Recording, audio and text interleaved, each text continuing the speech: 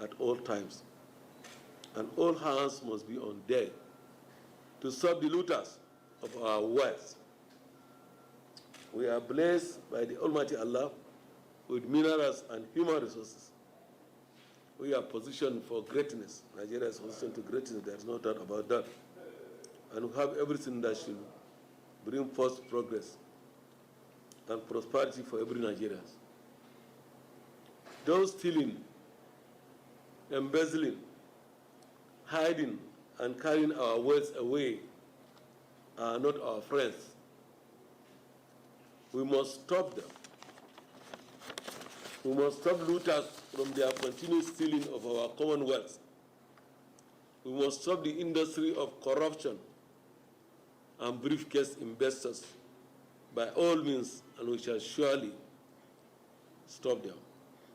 On the numerous distractions thrown at the fight against corruption, the anti-graft czar said the fight against corruption is not an easy one, as more than ever before, fraudsters establish rules and systems. Also, several fight-back ploys are being fashioned to distract and discourage genuine fights of corrupt practices. He expressed more dedication and commitment to the anti-corruption fight, stressing that the EFCC is too focused to be distracted and charged Nigerians to rise up and make corrupt practices less attractive. Let me use this opportunity to say that the EFCC is on course. We are too focused to be distracted. Our paths are already defined, and we shall not dwell from them. We have a lot of results to show for our effort. These results will keep getting better because we are not going to look back at all. Magu thanked the media for its unwavering support, describing it as the most important partner in the fight against corruption. He said the Nigerian Union of Journalists, NUJ, has always been a formidable voice and development-focused organization in Nigeria and has fought ahead of the rim. The press is a pillar in Nigeria's democracy and should be encouraged to rise up more than ever before to the task of fighting corruption, refuse to celebrate ill-gotten wealth, and publicly own the anti-corruption fight. The leader of the delegation and council chairman, Emmanuel Ogbeche, said the NUJ officials came on a solidarity visit to Magu for his steadfastness and determination in the anti-corruption fight, despite distractions, and assured the EFCC of the continued cooperation of the council members as partners in the war against corruption. He called on the EFCC to continue its crackdown on fraudsters and tasked it to the track management of funds being deployed to the fight against coronavirus. Your gesture of having the top echelon of journalists in the FCT speaks to the high regard you have for the media as a veritable partner in the fight against graft, financial vice, and other related crimes. It is instructive to note that despite the turbulent over 4 years of your being in office, you have remained steadfast and unwavering in your commitment to tackling financial crimes and bringing those involved to justice. While we appreciate your focus, we are nonetheless alarmed at the incoherence and lack of synergy by government agencies involved in the anti-graft war. It is our position that with the continued brickbats, Nigeria stands a risk of losing international support and cooperation in the fight against corruption. It is for this reason that we have come today to urge you to work even harder to ensure that our country is not blacklisted or seen to be unserious in the fight against illicit financial flows. Let me assure you that journalists in the FCT and country in general can be counted as allies in the anti-corruption war. Other management staff of the EFCC were also present to receive the NUJ delegation. Abbas Abubakar Umar reporting for the Eagle.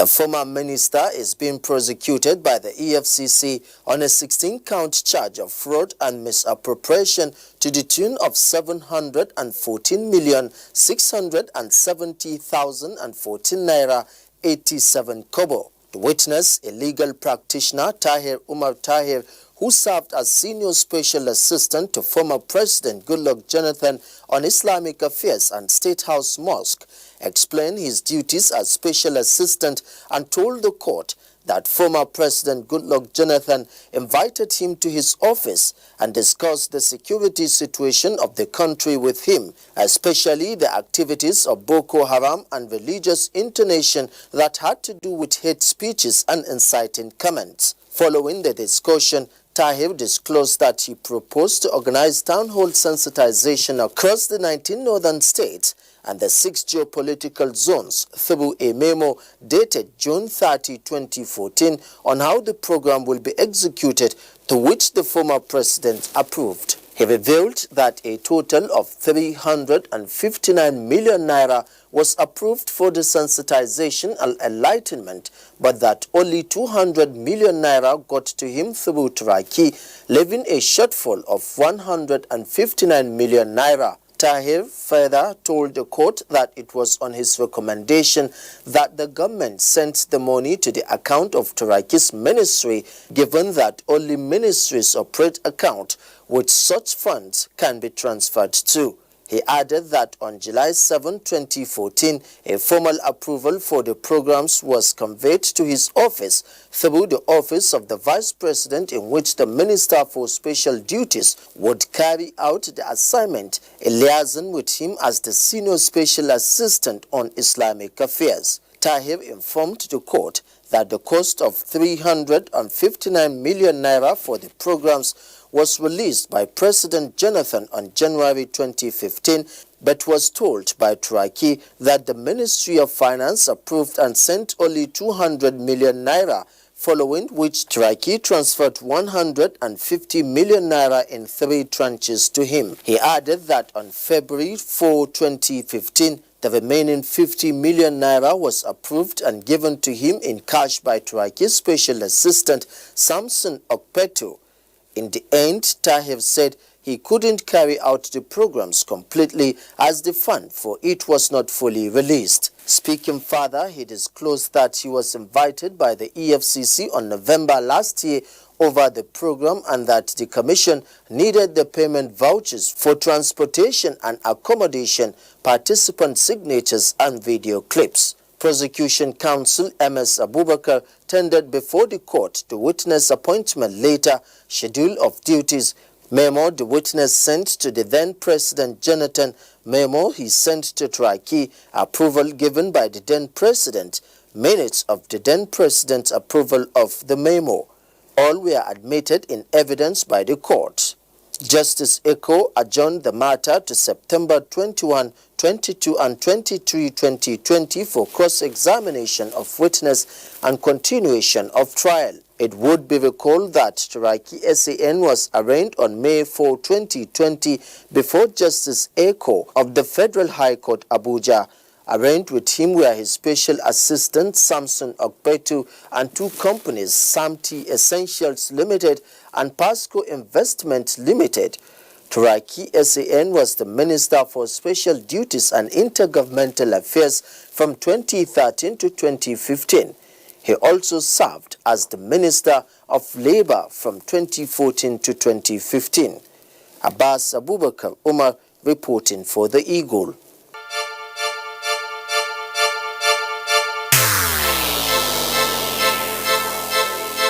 Corruption is dishonesty and illegal behavior by people in positions of trust. A public office is a public trust. Do not abuse positions of trust for private gains. Stay away from corruption. Nigeria is a great nation, and it is our responsibility to make the country greater. If you notice any act of corruption, please report to the EFCC via info@efccnigeria.org or call 09 904 4751 or 09 904 4752 You can also call 09 904 4753. This message is from the Economic and Financial Crimes Commission, EFCC. The Ilorin Zonal Office of the Economic and Financial Crimes Commission has uncovered more than 1,400 ghost workers in Kwara State. It has also recovered about 169 million naira from the state treasury looters. Ilyas Harunabala has the details. Ilorin Zonal Office Isia Kusharu stated this during a briefing with newsmen in Ilorin. He said the ghost workers were allegedly smuggled into the payroll of Kwara State Universal Basic Education Board. According to Sharu, about 31 million naira meant for the payment of salaries was allegedly shared by some senior officers of Nigerian Union of Teachers Kwara State and State Universal Basic Education Board. He disclosed that as soon as investigations into the case are concluded, all the suspects will be charged to court. Sharu appealed to the people of the zone to continue to support the EFCC in achieving its goal to rid Nigeria of corruption. Ladies and gentlemen of the press, let me assure you that the Commission will not relent in its effort to bring sanity to the society by continuing to discharge its responsibility in conducting discreet and diligent investigation, arresting the culprit and prosecuting same. I therefore appeal to the people within the zone to continue to support the EFCC in achieving this goal. Ilyasu Harunabala reporting for the Eagle. Yes, the EFCC needs all our support as the fight against corruption is for the good of all. Lend your voice and do the right thing, always. The Lagos Zonal Office of the Economic and Financial Crimes Commission has secured the interim forfeiture of the sum of 250 million naira illegally diverted from the Niger Delta Development Commission, NDDC, through a contractor. Justice Rowan Aikawa of the Federal High Court Ikoyi Lagos gave the order following an ex parte application filed by the Commission. Martha Eche has the details on this and a conviction report. Over to you, Martha. Counsel to the EFCC, Usman Buhari, in the application stated that the money had been illegally diverted from the NDDC through a contract awarded by the federal government of Nigeria. Buhari also prayed for an order of the court directing the publication of the interim forfeiture in a national newspaper for anyone interested in the fund to show cause within 14 days why a final order of forfeiture should not be made on it in favor of the federal government of Nigeria. Justice Aikawa, in a short ruling, granted all the relief sought by the EFCC and ordered the forfeiture of the money to the federal government of Nigeria. The judge further directed the commission to publish the order in any national newspaper within 14 days, notifying the respondents or anyone interested in the money to appear before the court and show cause why it should not be finally forfeited to the federal government of Nigeria. He adjourned the matter to July 9, 2020. Martha Eche, reporting for The Eagle.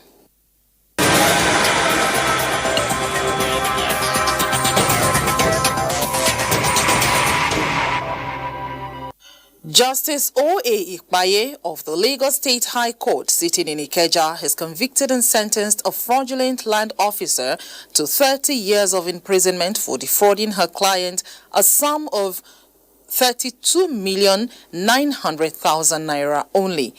The convict, Omotayo Yemisi Akbelara, was arraigned by the Lagos Zonal Office of the EFCC on November 25, 2013 on a 6-count charge bordering on obtaining money by false pretense and stealing to the tune of 32,900,000 naira. The defendant pleaded not guilty to the charges, thereby setting the stage for her trial. In the course of the trial, the prosecution counsel M.K. Bashir called 4 witnesses and tendered several documents that were admitted in evidence by the court. Delivering her judgment, Justice Ikpaye found the defendant guilty on all counts and sentenced her to 7 years imprisonment each on counts 1, 2, and 3 for obtaining by false pretense and 3 years each on counts 4, 5, and 6 bordering on stealing. She will, however, spend 10 years in prison as the sentences run concurrently. Martha Eche for The Eagle. My people, you see, time don't come where we go stop to grumble. Make we talk about this matter where they table. Before this country go fumble, come tumble. Time don't come where we go hold ourselves accountable and responsible. See as corruption make man pikin dey miserable. See as the hunger dey unbearable. Electricity no dey stable. Our roads no dey reliable. Education no dey affordable. Even elections myself, e no dey credible. Who we go hold responsible? But una know say a great Nigeria dey possible. This cankerworm called corruption, e dey curable. Me and you, we dey able, we dey capable, and together we go create an economy that is sustainable. That is why I dey beg all of una, make una support the EFCC so that we fit kick this nyama thing wey they call corruption comot for this country. I beg, make una support EFCC. This message is from the Economic and Financial Crimes Commission, EFCC. Communication is the imparting or exchanging of information by speaking, writing, or using some other forms of expression. And it is also the successful conveying or sharing of ideas and feelings. This makes the EFCC to never relent in using different media to reach its publics. Enjoy this other production of the Public Affairs Department of the EFCC. EFCC, fighting against... Oh my God. Brother, this is 2020. And so, who must hammer this year? Oh, hammer? Yes, no. We must start early to send those men who prepare last year. This year, bigger move must follow. I'm sorry, my brother. This time around, I have New Year resolution. You understand? Maga no need pay, brother. Maga no need pay? Yes, now. Okay. We have to hustle in the right direction. Of course, God has blessed us with the brain. So please, brother, let's use the brain in a good direction. Okay? I'm telling you, I'm no longer interested in running from pillar to post any longer because of that EFCC. And those boys in red jacket, they are not relenting in doing their assignments, which is to rid the country from economic and financial crimes. But let me tell you one thing. I will do all possible best to support them in this year 2020 in order to have better Nigeria. If that is the case, why can't we resist NGO to support the EFCC to fight against corruption? Beautiful. Now you are thinking in the right direction. Let's support EFCC in the fight against corruption. We are singing the song, EFCC, the way of stopping the weather. We are singing the song, EFCC. Well, the EFCC needs all your support to bring corruption to its barest minimum. Join the crusade and say no to corruption. And that's how we end today's edition of The Eagle. But before I go, don't forget the words of the 14th President of the Philippines, Gloria Macapagal Arroyo, which says, "We must weed out corruption and build a strong system of justice that the people can trust. Do your part, shun all forms of economic crimes in our country so Nigeria can be better." You too can be part of this program by sending your inquiries and suggestions to the Eagle at efccnigeria.org or follow us on all our social media platforms at official EFCC. You can also send your petitions to info@efccnigeria.org. My name is Aisha Mohammed. See you again next week. Goodbye for now, and please do stay safe. God bless Nigeria.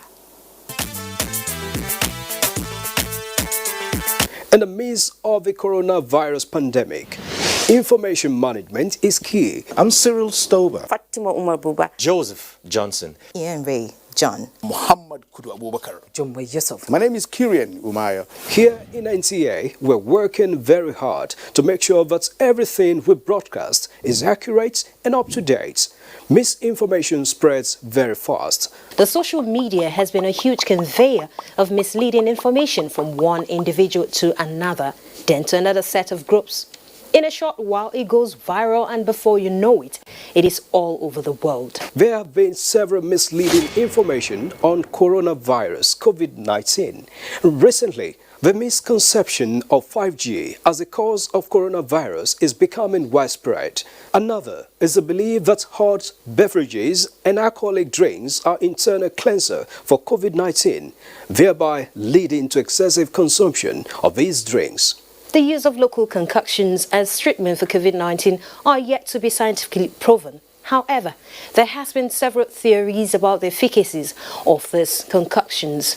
We should stay safe and denounce all manner of fake news and misleading information on COVID-19. For medical advice, go on the WHO website, Nigeria Center for Disease Control NCDC website, or stick with the advisories from the Presidential Task Force on COVID-19 or other authentic official sources.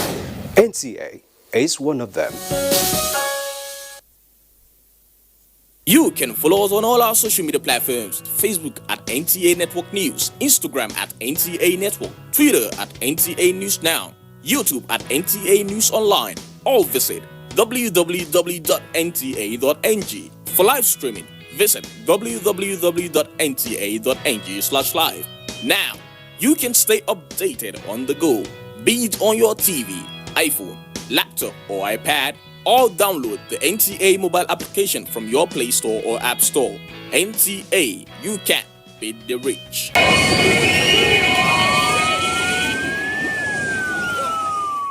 Free from COVID-19.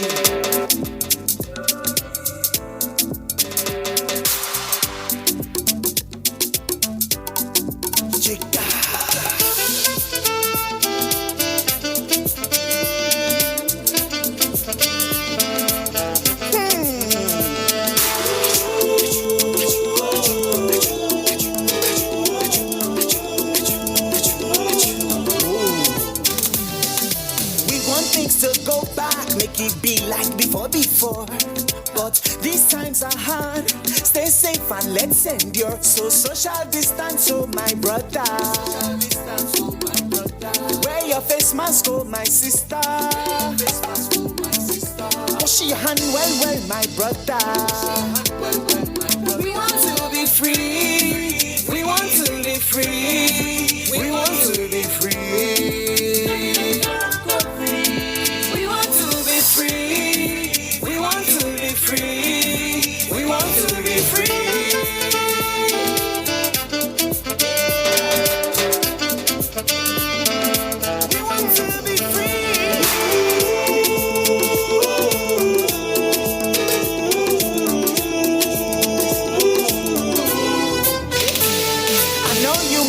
Loved ones and you want to go to work, but we have to stay at home and stop this infection. We will overcome these times and get rid of this disease. We will overcome these times and live in unity.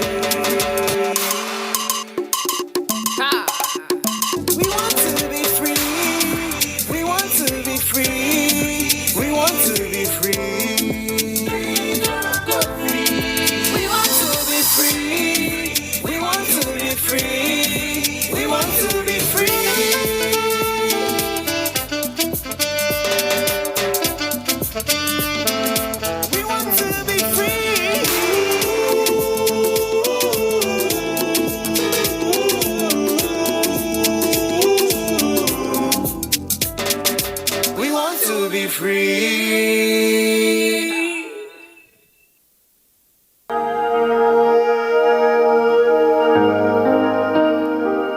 Ladies and gentlemen, let me remind us all that this pandemic is spreading like wildfire. We must all arise to fight this potent and invisible common enemy by adhering to the guidelines and protocols for COVID-19, which includes personal hygiene, social distancing. We must wear masks in public places, obeying the stay-at-home order, and reporting unusual illness to the authorities for investigation.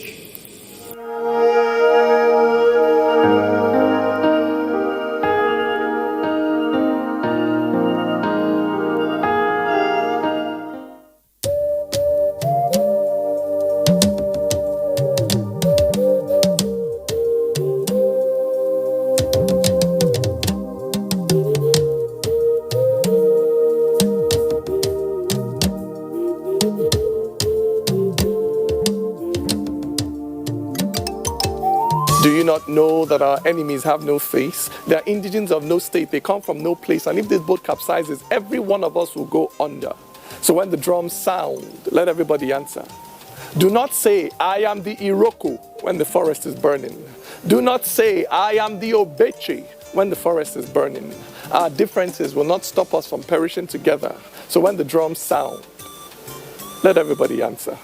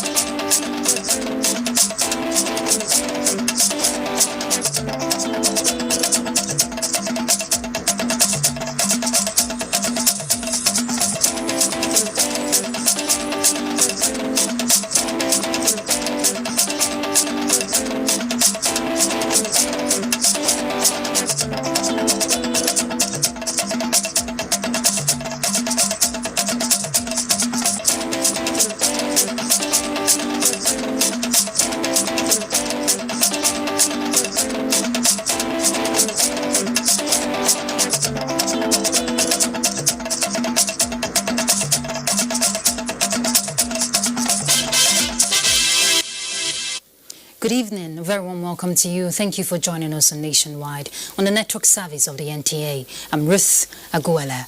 Let's begin from the political scene. All Progressives Congress caretaker and extraordinary convention committee has been inaugurated. Chairman of the committee and Governor of Yobe State, Mai Mala Buni, assured of a leadership that will practically demonstrate the desire of APC to create a prosperous future for the nation. Saliu Abdullahi reports. That I will be faithful and bear true allegiance to the All Progressives Congress. The 13 wise men chosen across the 6 geopolitical zones during the last National Executive Committee meeting taking oath of office. They are expected to provide a new leadership to the All Progressives Congress. Chairman of the committee, Mai Mala Buni, a two-time national secretary of APC, said the party, which is built on strong ideology with experienced politicians, will open a new chapter in line with the committee's agenda and resolve all crises through intra-party peace-building mechanism. Members of the committee, he assured, are capable of the task ahead. As this party trusted by Nigerians and voted massively for 2 times in a row, we must shun away from any attempt to distract us from delivering the dividend of democracy to Nigerians. What happened to us as a party in the last few months is not totally strange in a big political party such as the All Progressives Congress. I urge all party members to heed to the appeal by our leader, President Muhammad Buhari, GCFR, on his call to all aggrieved members who have instituted various cases in the courts to please withdraw such cases in the interest of our great party. The 13-member caretaker and extraordinary convention committee is also expected to build sustainable peace among members within 6 months. In Abuja, Salihu Abdullahi, NTA News.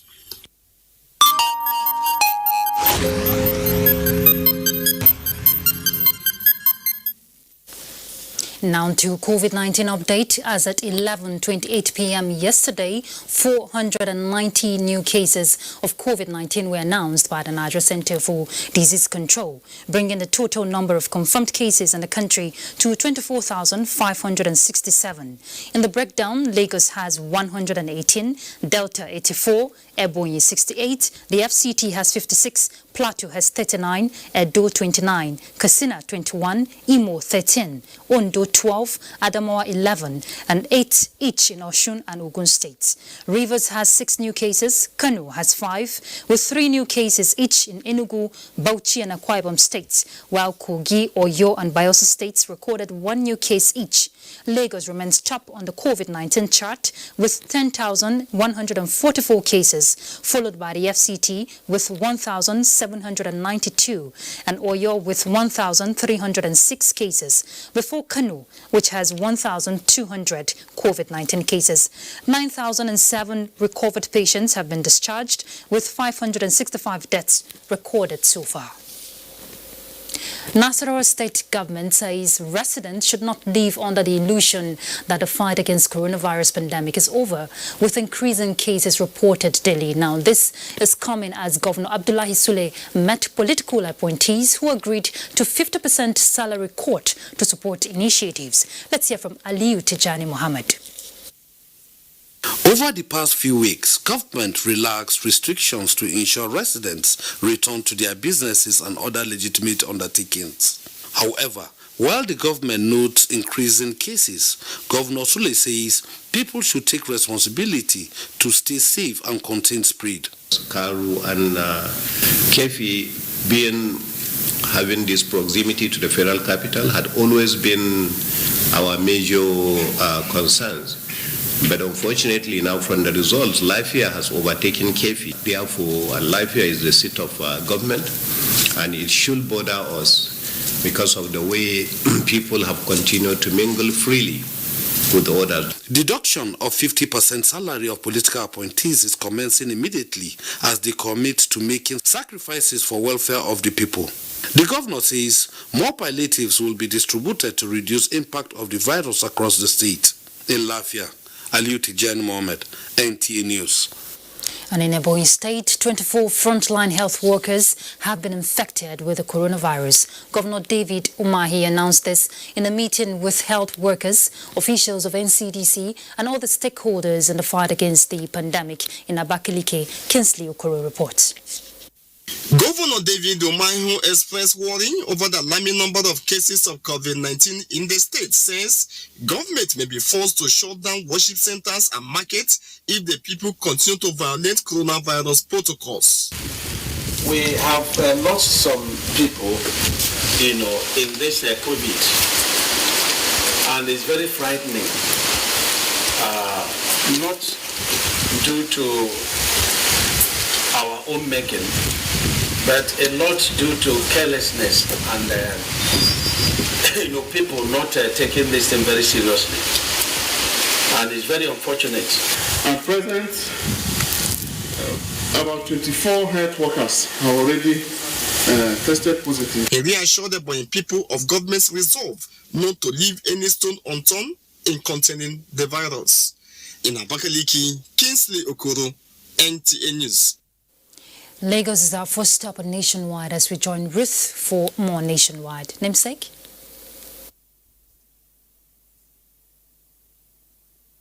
Hello Ruth, always good to see you. The integrity test carried out on the affected section of Kara Bridge along Lagos-Ibadan Expressway as a result of the recent fuel tanker fire outbreak has technically proven that the bridge is safe for vehicular movement. Federal Controller of Works Olukayode Popola stated this while inspecting repair works on the affected portion of the bridge. Abolade Salami reports. The repair work carried out on the damaged section of the bridge, contractors on site said was done to keep it safe from cracks and potholes owing to the impact of the fire on the parapet and outer layer of the asphalt in order to ensure free flow of traffic on the ever-busy corridor. We conducted integrity tests on Saturday, and the result has come out. The bridge is not damaged, and that's why we want to restore the surface back by putting the asphalt that was destroyed. It's just about 50-meter length of the asphalt that was burnt, and now we are fixing it back. As repair work intensifies on the bridge, easy accessibility of vehicles outward Lagos is becoming more difficult. And that's the reason why our headquarters gave the directive that we must manage this traffic effectively well so that we don't run into another set of crashes that will be so devastating in the course of these operations. As road users await the completion of the rehabilitation exercise, the Federal Ministry of Works and Housing is appealing to motorists plying the route to exercise patience and understanding, as well as observe all safety signs to prevent accidents. In Lagos, Abolade Salami, NTA News. Now to judicial matters. The Federal High Court sitting in Lagos has adjourned the ruling of the suits between 9 oil firms and the Department of Petroleum Resources, DPR, over the sale of marginal oil fields to the 10th of July 2020. This followed an application filed by counsel to DPR seeking to set aside the earlier injunction granted by the court on June 3rd, 2020. Tunde Saiki has more. The 9 oil firms had opposed an application by the DPRO seeking approval to sell or accept bids for 8 marginal oil fields. This prompted the Federal High Court, through Justice Chukwujeku Aneke, on the 3rd of June 2020 to grant an order restraining the federal government from tampering with the oil mining licenses, pending the termination of a suit challenging their status. But the DPRO, through its counsel, Adetunji Oyeipo, SAN, brought an application seeking to set aside the injunction. He argued that the plaintiffs served the injunctive order electronically rather than the usual physical service without first obtaining an order of the court to do so. But the plaintiffs, through their counsels Tayo Oyetibo, SAN, and Uche Nwokedi, SAN, prayed the court to dismiss the government's application. They argued that since there was evidence of service electronically in line with the COVID-19 practice direction of the Federal High Court 2020, the court should dismiss the application and set the substantive case down for hearing. The presiding judge, Justice Chukwujeku Aneke, then adjourned the matter to July 10, 2020 for the ruling. In Lagos, Tunde Saiki, NTA News. That's it from here. We pause now for a break. Nationwide continues with Ruth in Abuja.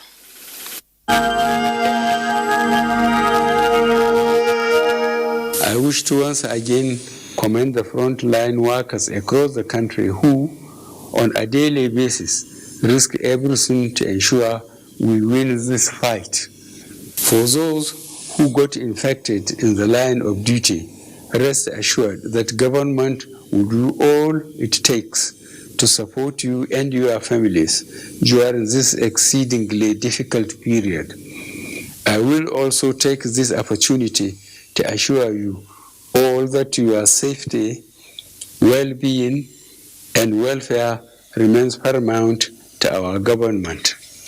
I am using this opportunity to express our deepest condolences to the families of all Nigerians that have lost their loved ones as a result of the COVID-19 pandemic. This is our collective loss, and we share your grief.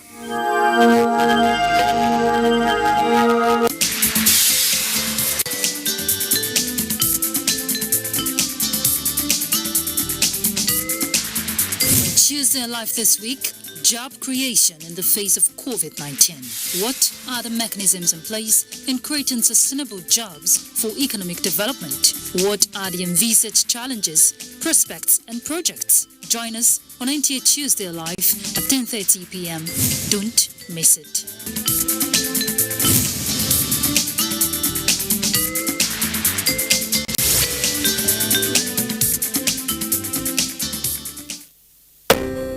Wetin be this coronavirus thing? Na true? You see this coronavirus wey be COVID-19, na the whole world palava o, and e don dey kill many people for China, Italy, UK, US, Spain, and even for other countries dem. Okay, wetin come be the reason wey dem say make everybody tanda for house? Na because if e dey waka pium go carry am from person wey don get am, you go carry come give your family dem. Na so the thing take dey kill other people for other country o. Okay, wetin come be that social distancing sef? You see social distance. Now make we no come close o, because this thing na from air and touch na we dey contact am. We suppose dey at least 6 foot away from each other every time. So okay, no be only to wash your hand and to sanitize am alone. Make we no take this washing of hand thing take play o, but make we come together, join hand as we take pursue Ebola, pursue this coronavirus. Make we be each other keepers now.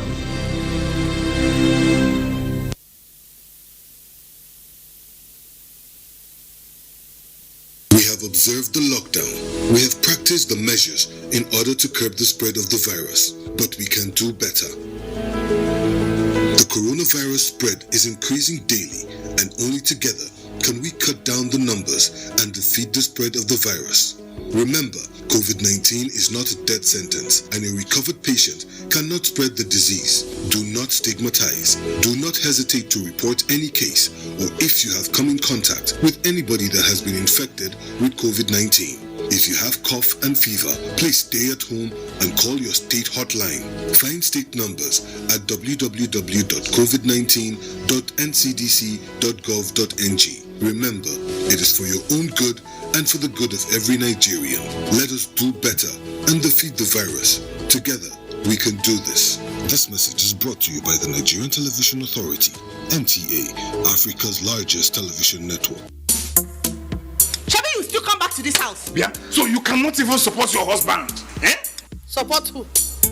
I thought you said men are the head of the family. How to get here? Allah, how to get here? Feminism is all about equal right and opportunity for women.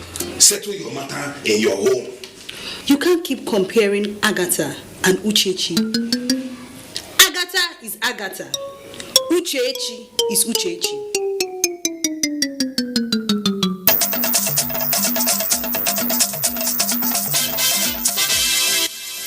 Thanks for staying tuned. President Muhammadu Buhari has formally received the 5th interim report on Nigeria's national response to the coronavirus pandemic.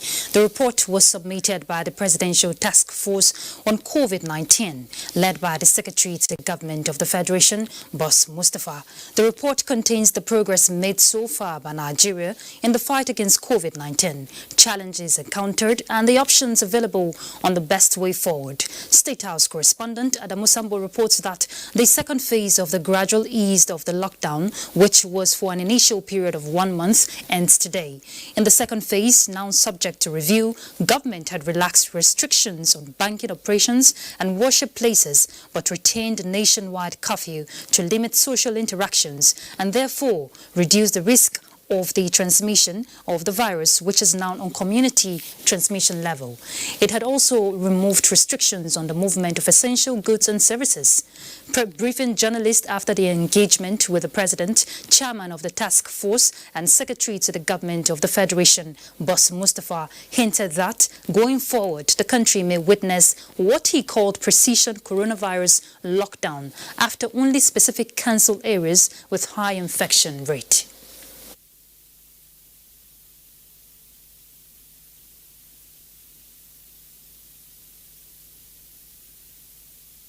Precision lockdown, like I said, we have identified 18 local governments out of the 774 local governments that are considered to be high burden with this infection. They account for 60% of the figure you have, of the 24,077 infections. Those 18 local governments account for 60% of those figures. And the reason for the precision lockdown is to in place in those places specific measures that will be administered by the state governments and the local authorities. It's not for the federal government, it is the responsibility of the state governments and the local authorities to put in place measures which might be similar to the first response we had of the total lockdown of those communities. And now aggressively collect samples, test those that are found infected before the transmission continues in that particular community. They are taken into isolation. Right now, we are at a very advanced stage of community transmission. And at that stage, there is hardly much that government can do. The best we can do is to push the narrative that we have sustained over the last 3 months, realizing and being conscious of the fact that there is no vaccine in sight, no drug has been gotten for the cure of COVID-19, The only thing that we would continue to appeal to our people to adhere to is the non-pharmaceutical interventions. What are the non-pharmaceutical interventions that we have pushed in the last 3 months? Is maintain social distancing, wearing of mask, non-physical mask or non-medical mask in public places, maintaining proper hygiene of washing of hands or sanitizing hands, avoiding crowded environments, and if it's not necessary, you don't have to travel anywhere, stay at home. In another development, authorities responsible for implementing the ban on interstate travels have started observing the federal government directive on free movement of food and agriculture inputs in Bauchi State. Well, against this backdrop, the task force team set up by the state government has embarked on monitoring tar to border areas of the state to ensure compliance. Awal Abdullahi completes the report. As part of measures to cushion the effect of COVID-19 on the nation's economy, the federal government has lifted the ban on movement of food items, livestock and agricultural input to ensure food security in the country. Bauchi State Joint Technical Task Team on Emergency Response to COVID-19 on challenges of movement of food and agricultural input was at Narabi Village, a border between Bauchi and Plateau State, to ensure total compliance with the presidential directive.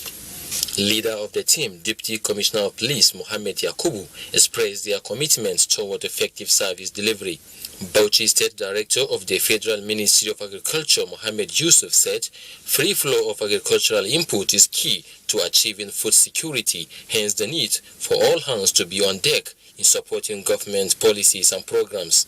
Areas that they will take the food commodities to may likely have hunger.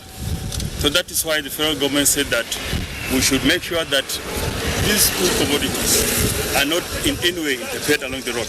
The team has expressed satisfaction with the level of compliance in Bauchi state borders. In Bauchi, Awal Abdullahi, NTA News.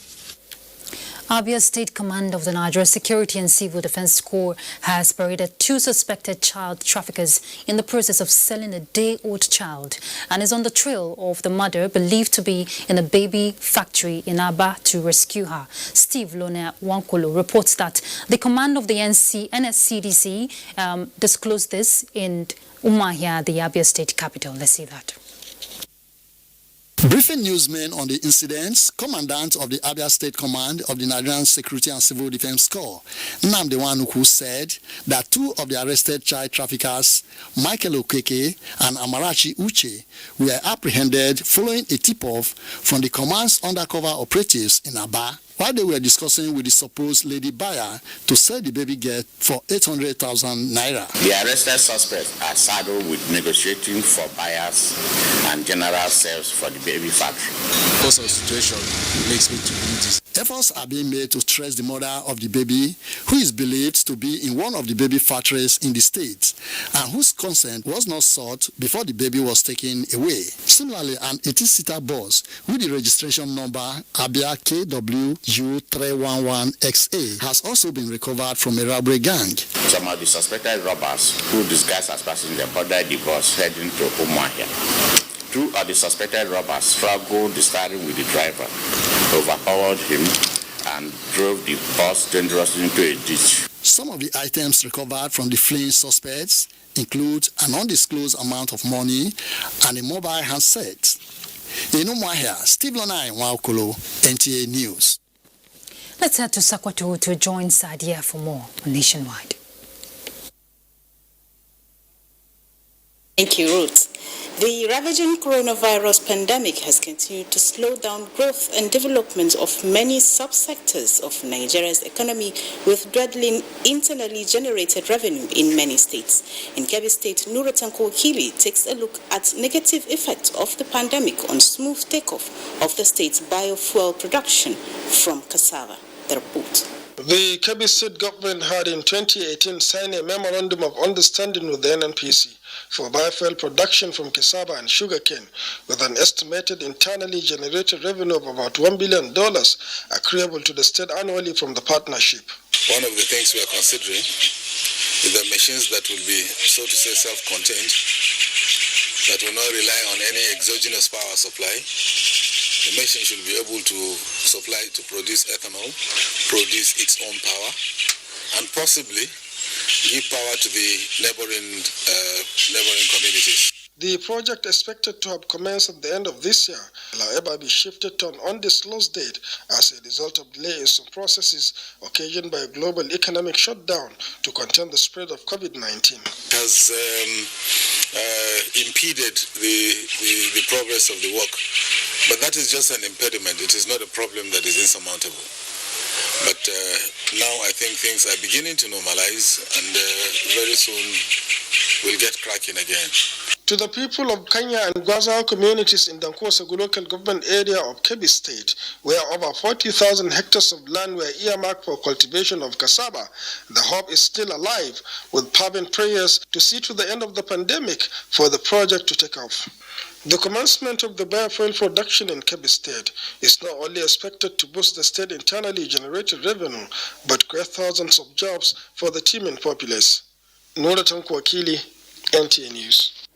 The wife of the Zamfara State Governor, Aisha Bello Muhammad, has empowered some widows with cash as part of her efforts towards alleviating their suffering. Sadia Abubakar Tunau reports. Dear Aisha Bello Muhammad supported widows with 20,000 naira cash each and Ankara clothing. The gift is aimed at cushioning the hardship these vulnerable women are facing as a result of losing their husbands and suddenly becoming breadwinners of the family. The First Lady, who was represented by the chairperson Zamfara Women Empowerment Scheme, Hajia Rabi Ibrahim Shinkafi, implored the widows to be strong and determined in their struggle for the survival of their families. And to tell you, losing your husband is not the end of the world. You have to move on. You have to be strong for your family, for your children. You really have to be strong, particularly to take care of the little ones your husband left behind. Hajia Rabi Ibrahim said it became imperative to help these widows in their struggle for their basic needs, human rights and dignity, especially during the wake of the coronavirus pandemic, which has worsened their situation. In Gusau, Sadia Abubakar, NTA News. That's it from here. It's now back to Ruth in Abuja. Many thanks, Sadia. The state's selection committee for the recruitment of 774,000 Nigerians across the country for employment, as approved by President Muhammadu Buhari, has been inaugurated by Minister of State, Labour and Employment Festus Keyamo in a virtual meeting. All right, let's take a pause on this report. Let's now join the daily briefing by the Presidential Task Force on COVID-19. The news continues shortly.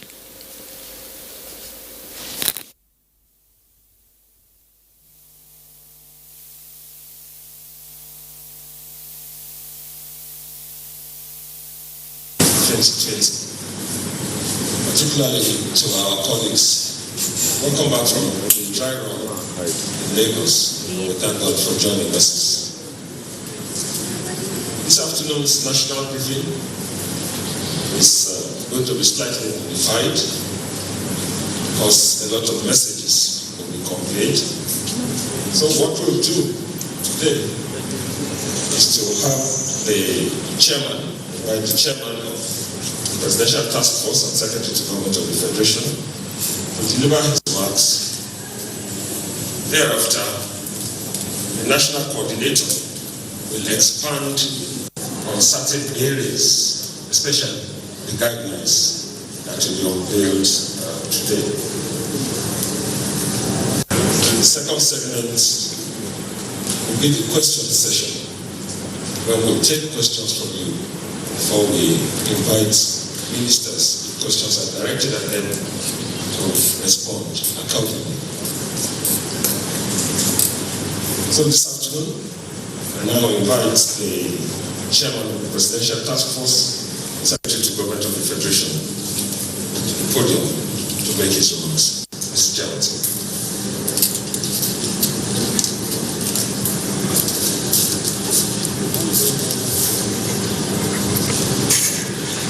Members of the Presidential Task Force, distinguished ladies and gentlemen, gentlemen of the press,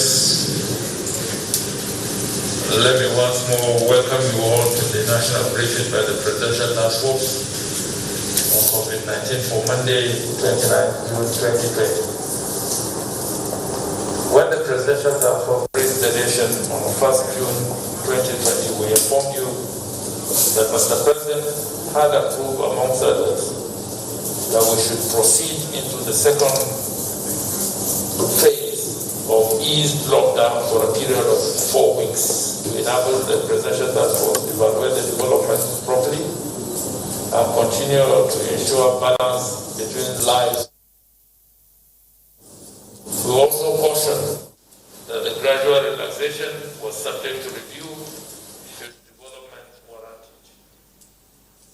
Within the month under review, the Presidential Task Force continued to monitor developments and consequently admonish Nigerians to change their behavior in view of the fact that the spread of the virus has entered the community phase. It is the considered opinion of the PTF that Nigerians, though aware of the existence of the virus, have generally misunderstood the objectives behind the reasoning of government in gradually relaxing the restrictions. For the purpose of emphasis, the virus is still dangerous and has continued to wreak havoc at home and abroad. The exponential rise in number of cases detected and the fatalities give cause for concern. Statistically, the following numbers should interest us all. Let me give you a picture globally as well as what is available from the African continent and the Nigerian situation as a trend.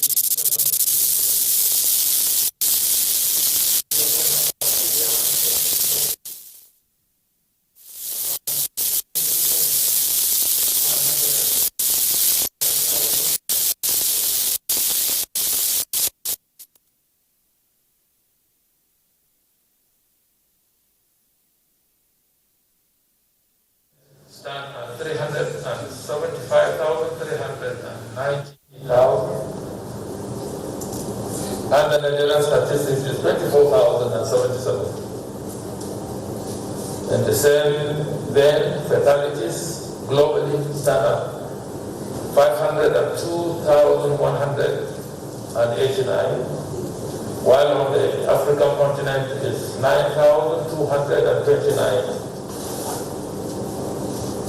And the Nigerian fatalities stand at 558. Similarly, there are also figures for recoveries. But the figure that would interest you is that the recent spike in daily numbers, 125,039 reported in the US on the 26th of June 2020, while the highest figure recorded in Nigeria was 779 on the 27th of June 2020. This gives you the global picture of where we stand in the pandemic as of now. But you also need a statistical comparison between the exact dates in the months of May and June 2020,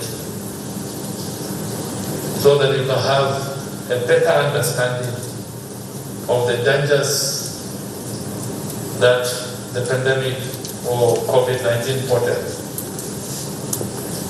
Within the same period, on the 28th of May 2020, confirmed cases globally stood at 5.5 million plus. Deaths were 353,000 plus. On the African continent, that figure stood, confirmed cases stood at 89,000 plus. While in Nigeria, it stood at 8,915. This was on the 28th of May 2020. In Nigeria, at that time, we had 259 fatalities. Within a period of 1 month, that's on the 27th of June 2020, look at the figures globally. On that day, the figure globally stood at 10,186,375, with over 500,000 fatalities. On the African continent, it jumped from 89,000 plus to 383,000 plus, with a fatality of over 9,000. And similarly, in Nigeria, on the same day, June 27th, our figure jumped from the figure of 28th May, which was 8,915, to 24,077, with 558 fatalities. This gives you a picture of the manner in which this virus has spread all over the world, on the African continent and in Nigeria. Another statistics that will help you have a good appreciation of what is confronting us as a nation is the daily reported statistics in Nigeria from 18th to 27th of June 2020. In all of these 10 days, 8 out of the 10 days numbers exceeded 500. Of the 10 days, on each of these days, 8 of each of these days, we had a figure of over 500. That's a deliberate sign and a factual indication that our figures are spiking and are rising. The second thing that will be of note and concern to us is that for every detected case, there is a high possibility that up to 5 have not been submitted to testing and therefore not detected. That presupposes that on a day that you have 500, the likelihood is that you might have missed at least 2,500. I believe if you do a rough mental addition, you will know that the figure we have now might not actually be what is evident in ground or on ground in our communities. As we are all aware, the Presidential Task Force, in conjunction with the subnational entities, the organized private sector, put in place a number of measures. The Presidential Task Force also escalated its activities around risk communication to Nigerians, but we have observed with growing concern the non-compliance with these measures designed to prevent transmission and protect the vulnerable segment of the population. We hold a strong view that if such actions do not abate, experiences of resurgence of the virus from other jurisdictions, including China, the United States of America, Brazil, and across Europe, may emerge in Nigeria, and we run the risk of erasing the gains made in the last 3 months. By way of a reminder, there is presently no known vaccine for the virus, and that all over the world, non-pharmaceutical measures still remain the most effective fighting opportunity we have for overcoming this pandemic. To further strengthen our response, the Presidential Task Force in the intervening period vigorously built partnerships locally and internationally. Similarly, fully decentralize the national response with state governments and communities taking ownership and more responsibility. These efforts have greatly improved our ability to maximally detect, trace, isolate, and treat nationwide successfully.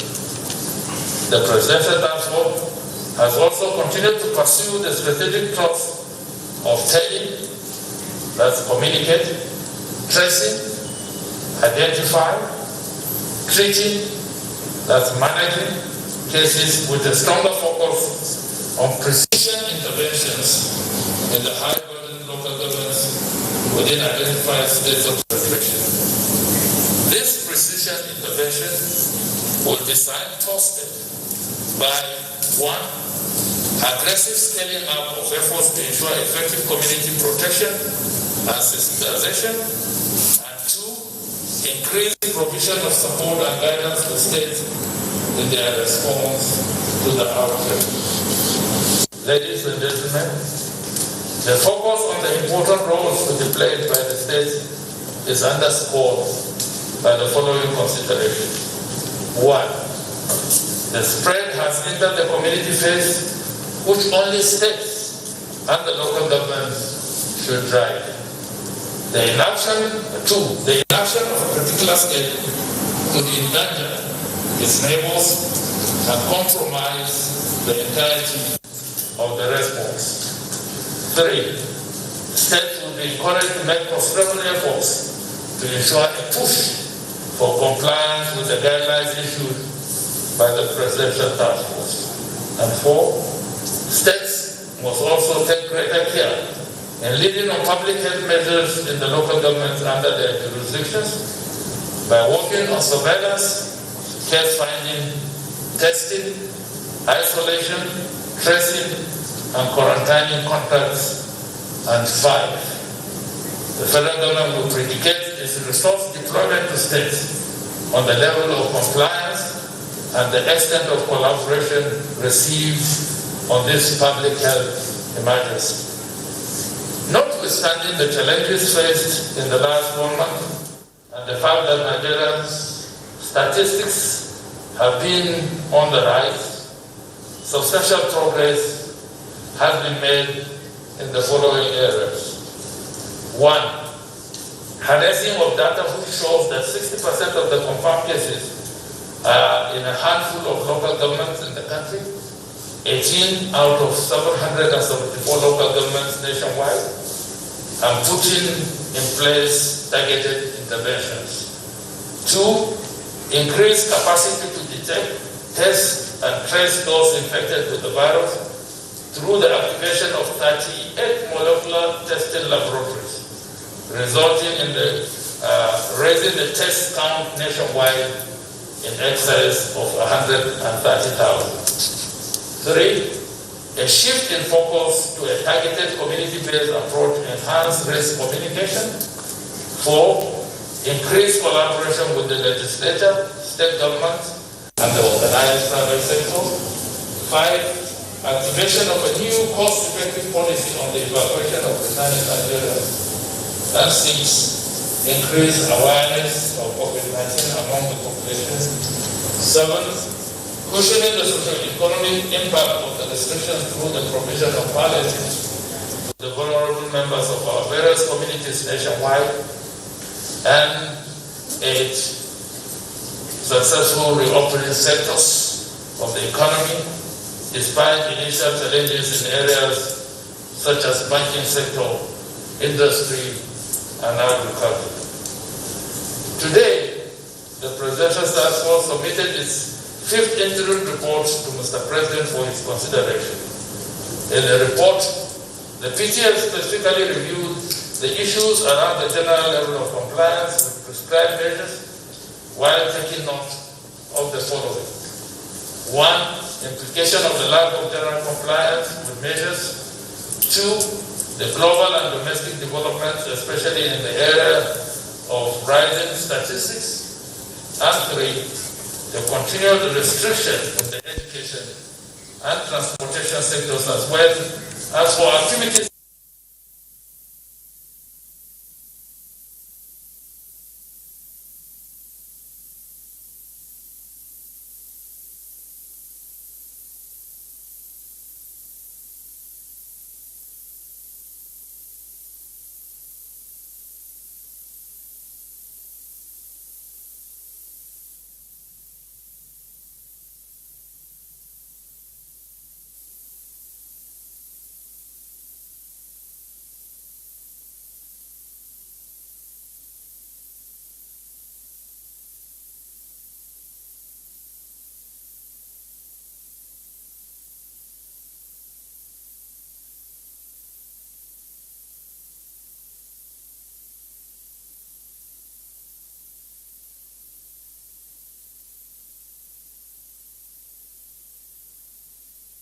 live on your TV, computer, iPad, tablet and phone.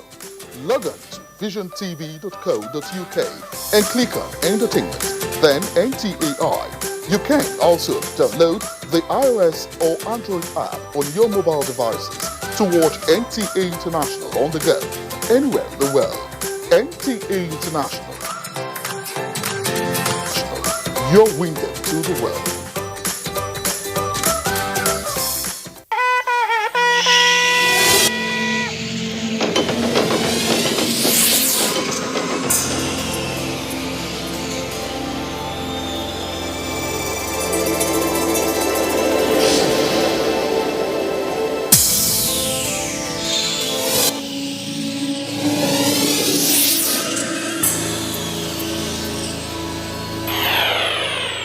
NTA, you can't beat the rich. Anybody who is exposed can contract coronavirus, but not everybody has a fair chance of surviving the disease. Data has shown that older persons stand a higher risk of dying. Are you 55 years and above? Do you have pre-existing health conditions? Please safeguard yourself and minimize your risk. Observe all COVID-19 protocols. If you hear of anyone with high fever, dry cough, and difficulty in breathing, please do not go near such a person because they could be a victim of coronavirus infection. Call someone else or the NCDC to assist. Please use your prescribed medications regularly. Exercise around your home and eat well so that you can remain healthy and strong. For an older adult, to beat coronavirus is not to contract it at all. This message is brought to you by Gerontology Association of Nigeria, the Geriatrics Association of Nigeria, and Dave Mokoro Foundation in conjunction with the Nigerian Television Authority, NTA.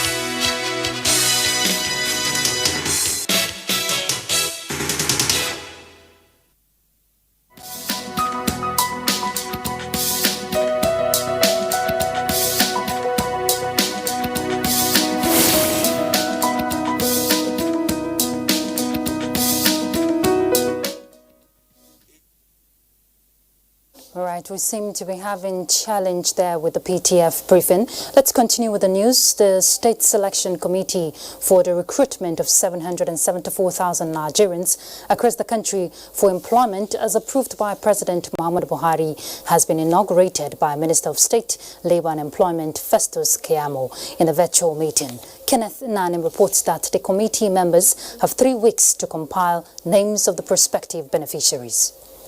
Is 774,000 semi-skilled and unskilled persons to be recruited implies that each local government area of the country will have 1,000 beneficiaries engaged in the public works scheme between October and December this year. These categories of unemployed persons will render services in sanitation, health extension, housing construction, road rehabilitation and other sectors of the economy. You must therefore see this task as a serious patriotic national assignment. This program can rightly be described as one of President Muhammadu Buhari's many star programs for the lowly, weak, and vulnerable in our society. In fact, this program is Mr. President's baby. The selection committee members are urged to ensure women and the physically challenged persons are not left out in the exercise. The Minister of State Labour and Employment was emphatic on the essence to bridge unemployment gap in the rural communities, especially in this COVID-19 era. After the selection of those to be engaged, they still have to be captured by some selected banks we're in talks with. Their accounts opened and their BVNs obtained. they will be paid a total of 60,000 naira for the 3 months. That is 20,000 naira per month. On behalf of the state's selection committee members nationwide, Joseph Afolabi from Kogi State pledged commitment to the success of the program. Kenneth Nanim, NTA News. And to judiciary matters, the Federal High Court in Abuja has ordered the Nigerian police force to release the corpses of 3 members of the Islamic movement in Nigeria to their families for burial. The 3 followers of Sheikh Ibrahim El-Zazaki were killed during a street protest on July 22, 2019 at the Federal Secretariat in Abuja. Olabode Arewa has more. Ahmad Musa, Ibrahim Abdullahi and Yusuf Abubakar Faska filed a fundamental rights enforcement suit against the Nigeria Police, National Hospital and Asokoro Hospital Abuja, saying the killing of their brothers, Mahdi Musa, Biliamin Abubakar Faska and Suleiman Shehu, was an infringement of their rights to life and liberty. After hearing arguments from the parties, Justice Taiwo Taiwo ruled that the rights of the dead men were indeed breached. The court ordered the respondents to pay 5 million naira in damages to each of the applicants and release the bodies of the dead to them for burial. Biliamino, Suleiman, and Musa were among those protesting El-Zazaki's detention last year. There is no price tag to be put on the life of any Nigerian. The court so much value the life of Nigerians to that extent. We appreciate the court for that wonderful judgment. Those courts have no business with the case before the court at all. That's what I was trying to inform the court, that the court was misled into, arriving at, but they will take the appropriate step. We will find the necessary process so that the court will be put in a better position, so that nobody will be misled. Meanwhile, the court has deferred hearing in the fundamental rights enforcement suit filed by the former APC National Chairman, Adams Oshomole, to challenge the report of the panel of inquiry instituted by Edo State government against him. Oshomole is praying the court to set aside the report, citing lack of fair hearing by the panel. The matter is adjourned to July 8, 2020. In Abuja, Olabode Arewa, NTA News. The Babari is standing by in Port Harcourt for more reports on Nationwide.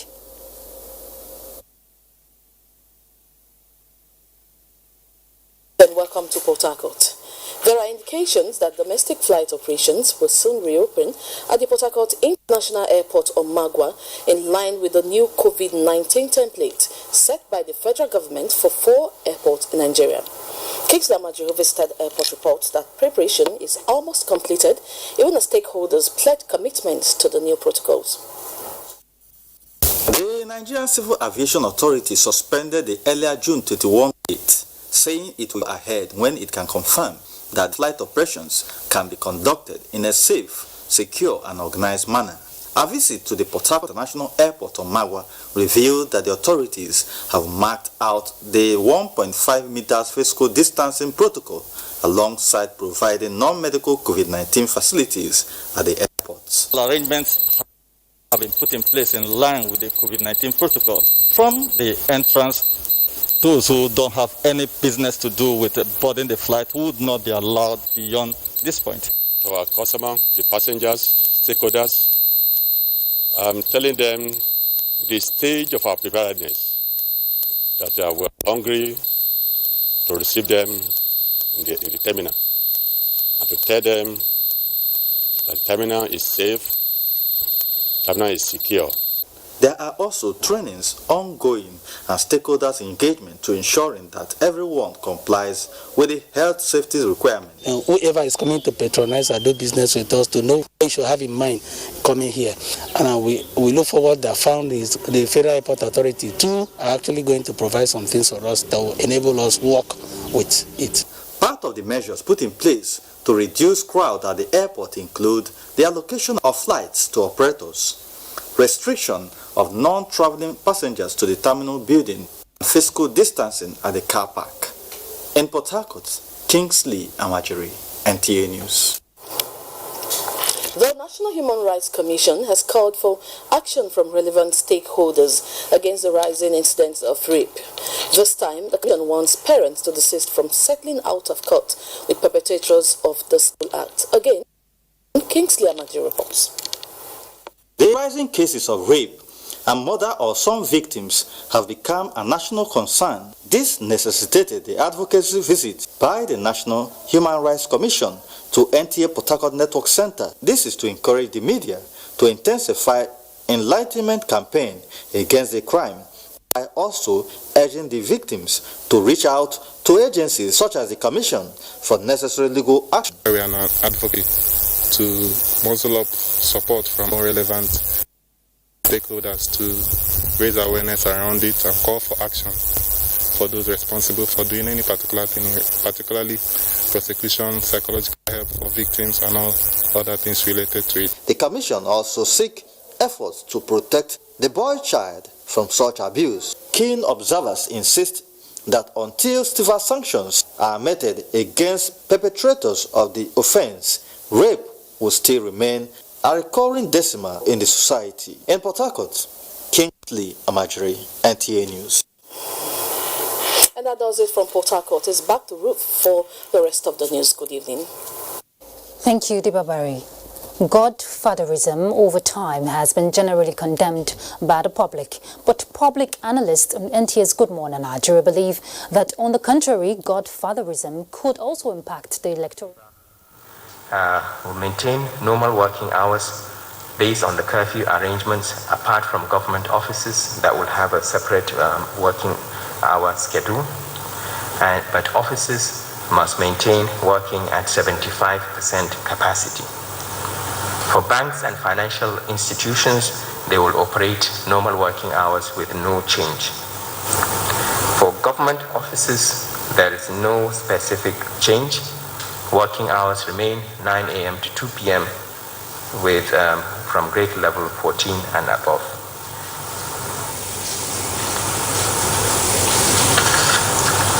For personalized services, mechanics, artisans, hair salons, etc., who own their workshops or workstations and can clearly adhere to non-pharmaceutical interventions will be permitted to operate as normal. For markets, there is no specific. All mandatory non-pharmaceutical interventions. Restaurants to remain closed for eat-in with strict cleanliness guidelines, except for restaurants that are serving hotel residents. Bars, gyms, cinemas, event centers, and nightclubs remain closed, and this will be enforced.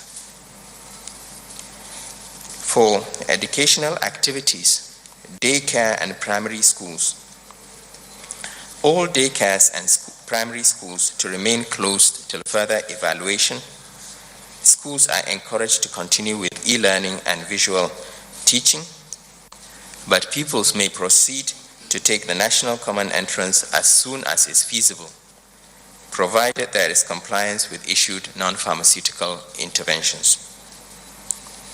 For secondary and tertiary institutions, all schools to remain closed till further evaluation. Arrangements to be made for exiting graduating students in JS3 and SS3 to resume at both boarding and day schools as soon as possible for intensive revision exercises. All educational establishments are to conduct exhaustive reviews to ensure compliance with the issued guidelines on COVID-19 before they open up for this purpose. And just to clarify, they will open up only for the purpose of exiting students. Arrangements to be made for students taking part in the NAPTEP and BEC exams, WAEC examinations, NECO and sub-exams, respectively. All schools must comply with the 6 recommended steps and required measures to be issued by the Federal Ministry of Education before an institution is reopened in the timeline to be provided.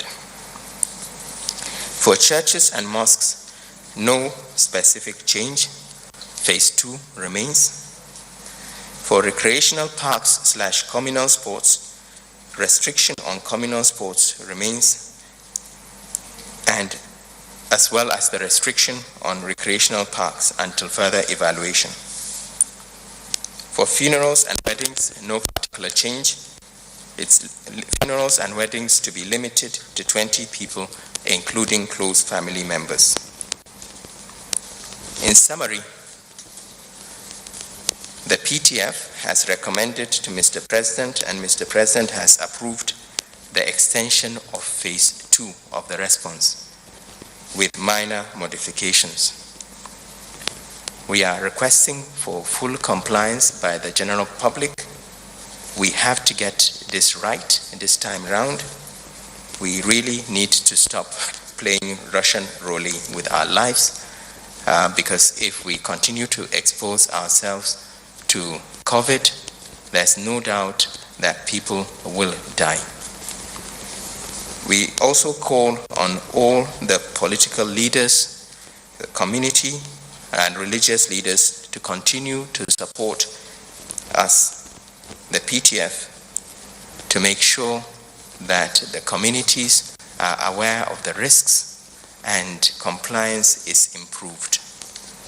I will stop here, and we will take any further questions that might arise. We have ministers from the various MDAs that will be happy to take further questions. Thank you.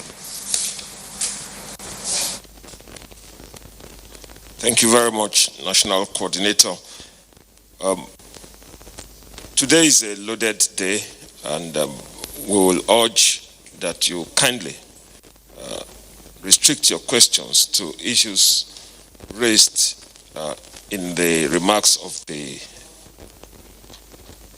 Chairman of the Presidential Task Force, as well as the explanation provided by the National Coordinator. For those watching who might want to send in their questions, your WhatsApp number is still 070 5353 6666. It should be scrolling on your screen by now. So you can send in your questions and we'll factor them into our considerations. So, can we start the question session?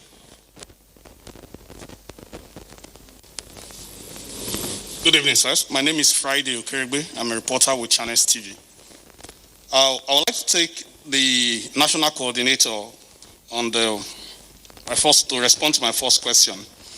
You talked about the restriction on movement in high-burdened local governments, even though there is a little ease in the interstate movement, except provided it is not in the curfew hours. Now that we do not know the identity of those high-burdened local governments, how are you going to enforce those restrictions? Then the second question that is also similar to that, which I also want you to respond to, it has to do with the interstate travel. I know that many times when the PTF issues some guidelines or protocols, they subject it to the approval of the state governors. We are aware of some state governors who do not want to open interstate travel in their state, do not want other states to travel through their states. Is this little relaxation on interstate travel also subject to the approval of state governors? Can a state governor say, I do not want, for instance, we have Kogi, for instance, that is a transit state to many other states. Can such states say, I do not want anybody to travel through my state, or this ease that you just announced is total, is final for everybody? And I would like to direct my second question to the Minister of Foreign Affairs. On Thursday, I actually wanted to ask it, but he was not here. I'd like to know, what is the criteria for evacuating Nigerians that are stranded abroad, those who want evacuation? What is the criteria? What is the procedure for enlisting them for evacuation? And for the PTF chairman, sir, I would like you to respond to these. Now that we are anticipating that soon the local flights will be open, there is this anxiety that there will be increase in the price of air tickets. Is the federal government considering any form of maybe palliative to the operators and maybe some other service providers at the airport with the aim of reducing air ticket for travelers. Thank you.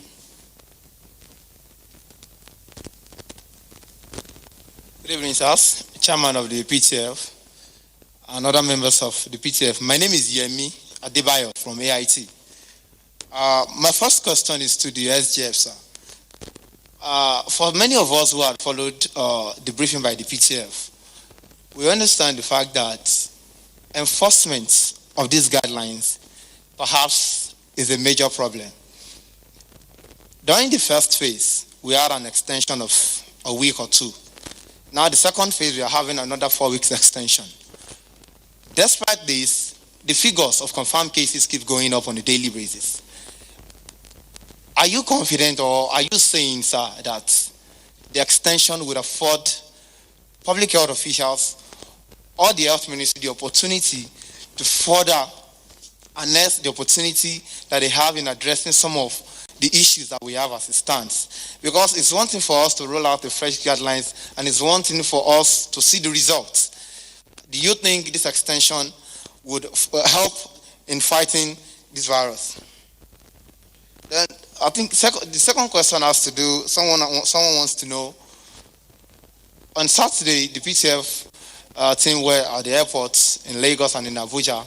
Someone wants to know, the 3 hours that you're supposed to be in the airport before you have actually board the flight, what is going to be, which kind of checks is going to be carried out on you? Is it that you are going to run through a COVID-19 test, or what's going to happen? Then finally, on interstate travel, even before now, people are traveling here and there. Now, the ban on interstate has finally been lifted. Don't you see that we'll have more transmission of this virus across? Thank you, sir. Good evening, all. Rachel Abuja from the News Agency of Nigeria. My first question is to the chairman. Sir, what particular lessons are there to learn from the experience of countries that had to repose the lockdown after recording spike in positive cases? Now, my next question is for the Minister of Health.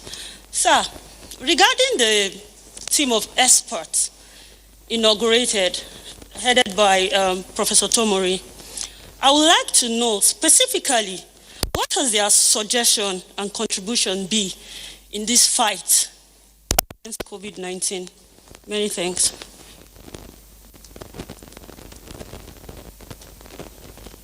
Gentlemen, I think we made clear from the beginning that this particular session is dedicated solely and exclusively to the new guidelines. We don't want this message to be diluted. Nigerians want to know what is the new normal from 1st of July. They want to know, will they be able to travel from state to state? They want to know, will the mosques and churches be opened? They want to know, will the schools be opened? I think this is what is germane to them. Please, if there's any question from the outside which has no bearing to these issues, please will not entertain them, and please don't ask them. If you asked a question last week and the minister was not there, don't bring it here today, unless it has something to do with what the chairman and the national coordinator, what they have presented. But you want to make sure that Nigerians actually get the real message. For 4 weeks, they've persevered. They want to know what is the new normal. Please, thank you very much. Okay. Good evening, Chairman and members of the Presidential Task Force. My name is Mitaire Ikpe, and I report for the Nigerian Television Authority. On one hand, the Presidential Task Force just told us that the 10 p.m. to 4 a.m. overnight curfew nationwide remains, but that interstate travel is permitted outside curfew hours. I think there's need for further clarification on this, especially when a citizen is still in transit during curfew hours. Thank you.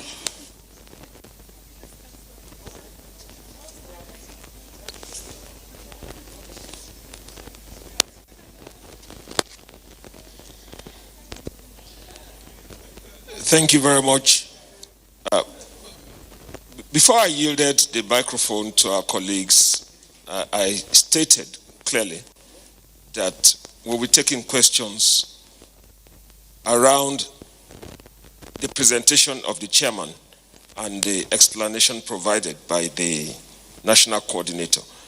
All questions that have been asked outside that region will not be answered today. We will concentrate on the main subject that we are dealing with today, which is the new normal as explained by the Minister of Information. I thank you very much.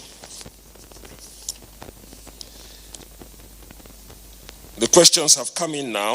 We have them directed at the Honorable Minister of Health, the National Coordinator, and the chairman of the Presidential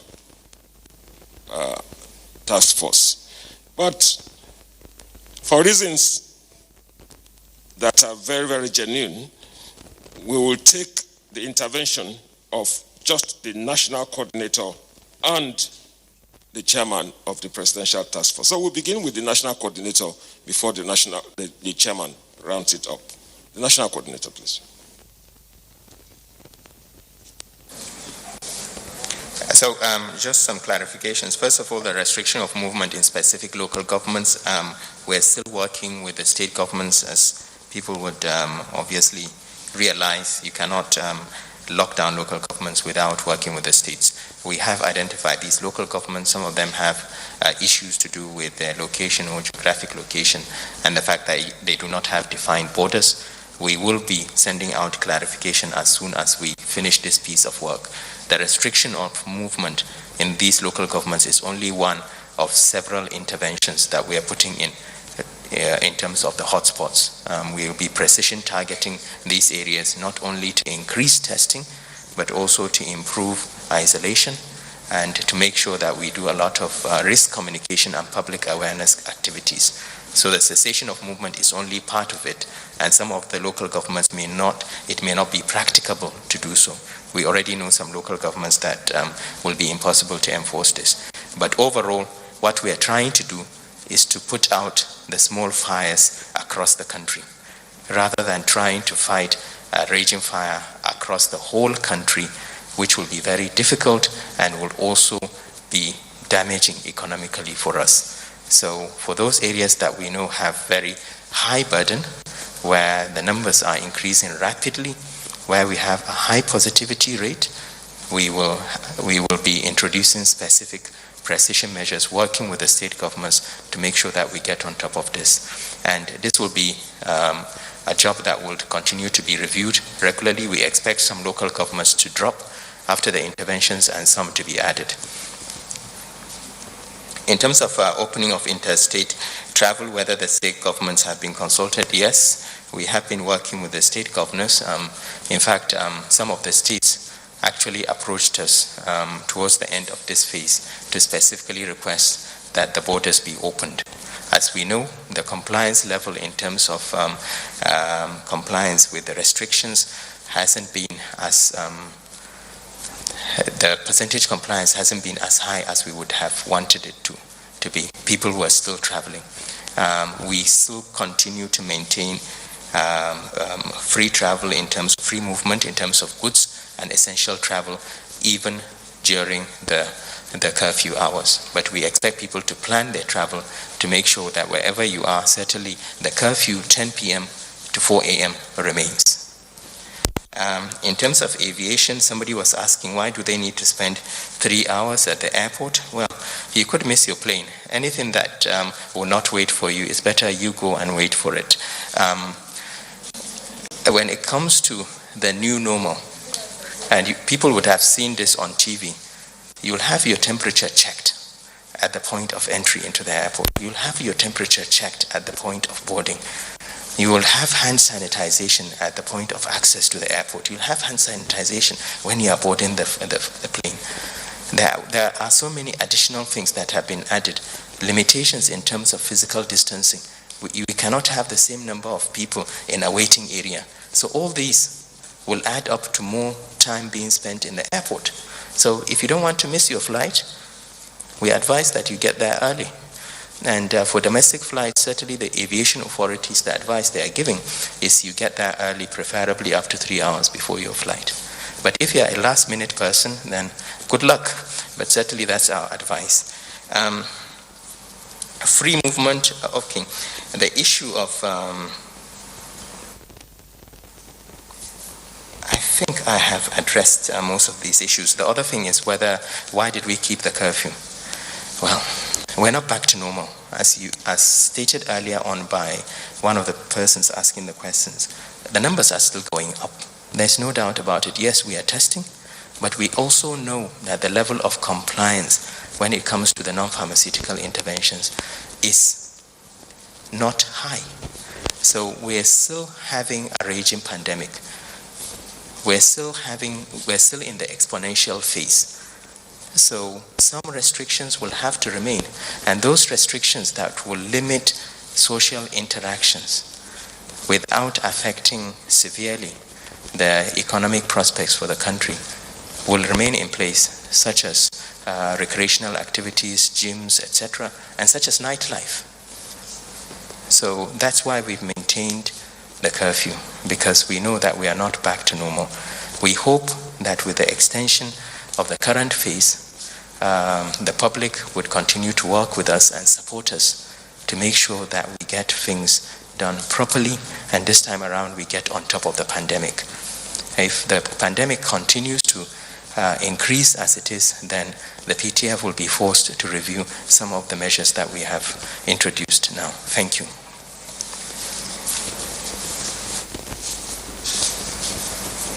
I now invite the chairman of the PTF.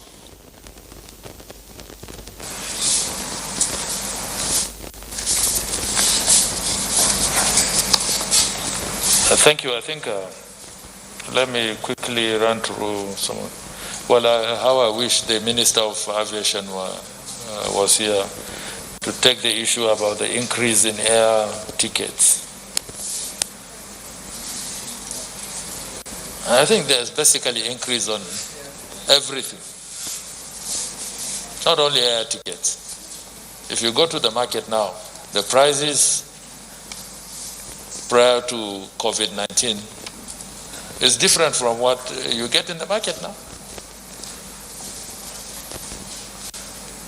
That is the difficulty that is going to confront us as a people. And because of the protocols that are going to be introduced in the whole business of aviation, you would definitely expect an increase in the prices. FAN has already increased its customer services fare with 100%. You used to pay for the customer services, I think it's 1,000 naira. Now it's 2,000 naira even before the operation start. So it's not only the airlines, even the government institutions who have the responsibility of managing the aviation industry will review their charges, because that is the nature of what COVID-19 has thrust on the people of the country and all over the world. And also that there is going to be maintenance of some bit of social distancing on the aircraft. If an aircraft has a capacity of 150 people, they might now be restricted to about 100 or 75. Flying comes with components of cost. Aviation fuel is one of it. Salaries for the pilots and the cabin crew is one of it. Services that are paid for to the aviation industry institutions. Every time you see a plane take off, there is an attendant cost to that. Who will bear the cost? It will be shared. It will be shared. The passengers will take part of it. The business owners will take part of the cost. But you know that nobody runs a business at a loss. Profit is the motivation for going into business, isn't it? Flying is not a social service. They will find a way of recouping their money. So we must be prepared for this cost. As to whether government would help the industry, I believe Friday, the aviation industry is one of the industries that is hard hit by this COVID-19. Because it's an industry that is designed for moving people up and down. And for the last 3 months, they have not done anything.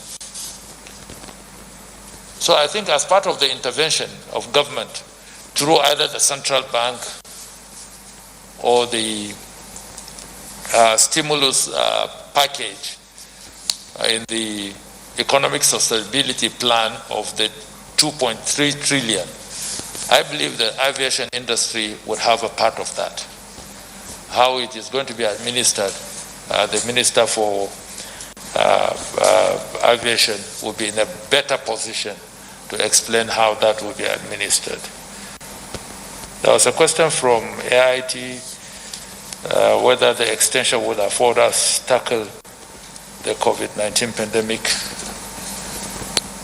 Obviously, the essence of the extension is to allow us to do a thorough review and consolidate on the gains that have been achieved in the past, and to see how we can further drive the message. The message has been basically simple and easy. Bearing in mind that there is no cure available, vaccines are way ahead in terms of availability and procurement. The only message we have for fighting COVID-19 is what I stated this afternoon in my paragraph 6, where I said, by way of a reminder, there is presently non-vaccine for the virus, and that all over the world, non-pharmaceutical measures still remain the most effective fighting opportunity we have for overcoming this pandemic. That's the only thing you have. So even when we have secured this extension of 4 weeks, the major agenda of the task force, in conjunction with the state governments, the local communities, the leaderships, the religious bodies, the civil societies, and all those that are involved in driving this response, will be to make people conscious of the fact that they have to take responsibility. And the only way they can take responsibility is to adhere to the non-pharmaceutical interventions that we have put in place. Simple matters. All over the world, that's the only thing that is working.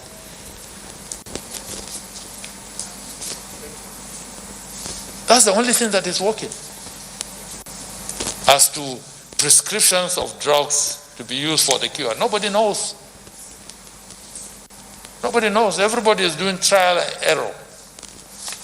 And that's why you find today is this drug, tomorrow is a different one. We will continue along that trail until a vaccine is discovered or probably a cure is secured.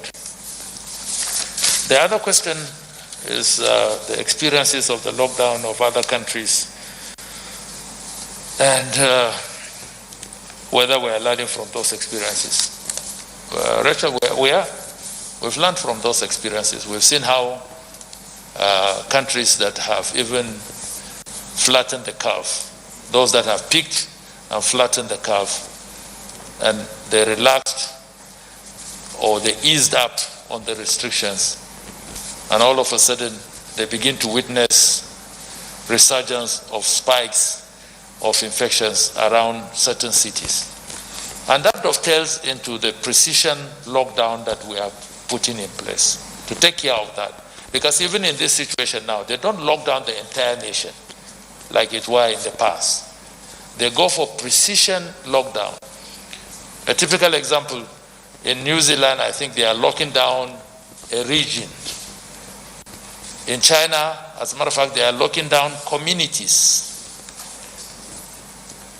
so that they can deal with the resurgence that is occurring in those particular places. You see, the irony of our situation is that we have not even peaked. We have not even peaked. And that was what informed what I said on Thursday last week, when I said if it were within my power, I would recommend a lockdown. Because we have not even peaked. We are just peaking. We are yet to get to the top. I'm not saying this to scare Nigerians, but there's the reality of the fact of the matter.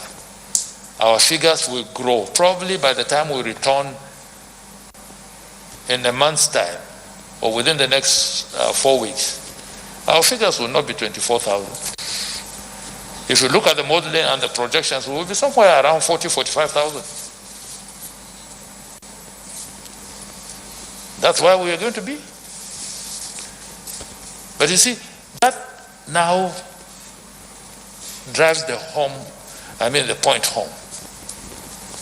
That you and I are the ones that are responsible for this thing. We are the ones that are carrying it all over the place. It doesn't go on its own. And we are the only ones that can abet the ferocious nature of the transmission in the communities. As to whether, well, the numbers are growing, why are you allowing for interstate travel? At the end of the day, we in place that because we wanted to restrict people transmitting to the communities. But we found out that it's not working. As a matter of fact, what we succeeded in doing is that we created another enterprise,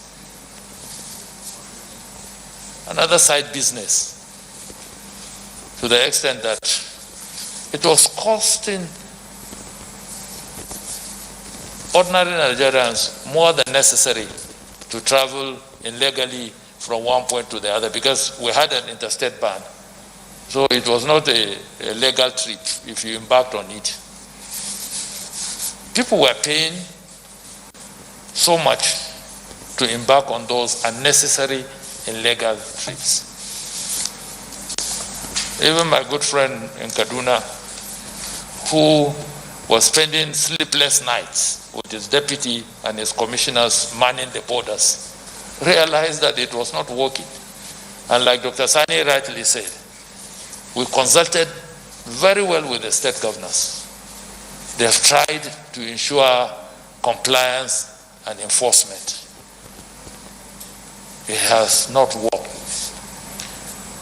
Whether it is adversely going to affect our numbers now, I would say scientifically not much, because we are already at the community level transmission.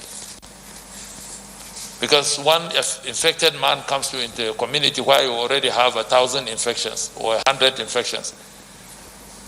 It wouldn't do much. So it is very important that we realize that yes, we are learning from the experiences of other countries. Even these countries are very disciplined countries. It was something that weighed heavily on us when we were considering what happens with pupils and students returning back to school to prepare for their exams. We had to weigh it. It's not an easy decision, but we are mindful of the fact that even prior to COVID-19, we have 50 million children out of school. So what do you do with those that are in school? Do they constitute part of this now? Or do you do something? Measure the risk and see how best you can help the graduating ones. We are not talking about everybody going back to school. It's only the graduating classes In the primary level, primary 6. If you don't do something about them, they can't transit to the secondary school level. So they will lose a year. The same thing with JS3. If you don't do anything, because they can only qualify to move if they pass a certain examination. So if we stop them, it means that we would have scuttled the prospect of people graduating to classes. The same thing with SS3. There's a certain examination that qualifies you to go into the university. That's why, in addition to JAM or whatever other qualifications you have, WAEC is not under our exclusive control. The 5 Anglophone West African countries constitute WAEC. If the other 4 are ready to start examination, say in the month of August, Nigeria cannot isolate itself. So it means that the entire people that would have graduated to go to the universities for the next academic year would not be able to graduate. And those are the balances that we took into consideration by saying that, okay, these classes that will be graduating, can we do something to accommodate them in such a way that they will just show up for the purposes of the examination? But prior to that, some of them might want to do revision, knowing fully well that in the last 3 months they have been lying. I have one in my house, so I know what they are doing. When you come in, they pretend to be busy on their laptops. But immediately you exit, the 8 hours you are out of the house, it's a different ball game. I'm a father too, so I know what is happening. You always have stories to tell you of what they did in the day.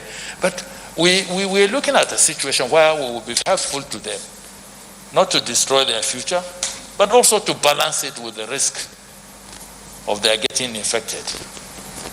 So it's a lot of work, and I can assure you that all the gentlemen and the ladies that you see on this side of the divide have had to spend sleepless nights trying to balance this thing so that whatever steps we take will be in an attempt to balance lives and livelihood. Because whether we want to believe it or not, in the last 1 or 2 weeks, I think the World Bank and IMF released a report and a projection for which it projected that our economy will go into deeper recession. Not deep, deeper recession, with a GDP growth rate estimated at minus 5.2 stroke minus 5.5 respectively by December 2020. In addition to that, their projection shows that 5 million Nigerians would go into very abject and deep poverty. Yeah? No, 95 million. How can it be 95 million? 5 million Nigerians will go into abject poverty if necessary steps are not taken. If necessary steps are not taken. I'm not talking about those that are already there, in addition as a result of the COVID-19.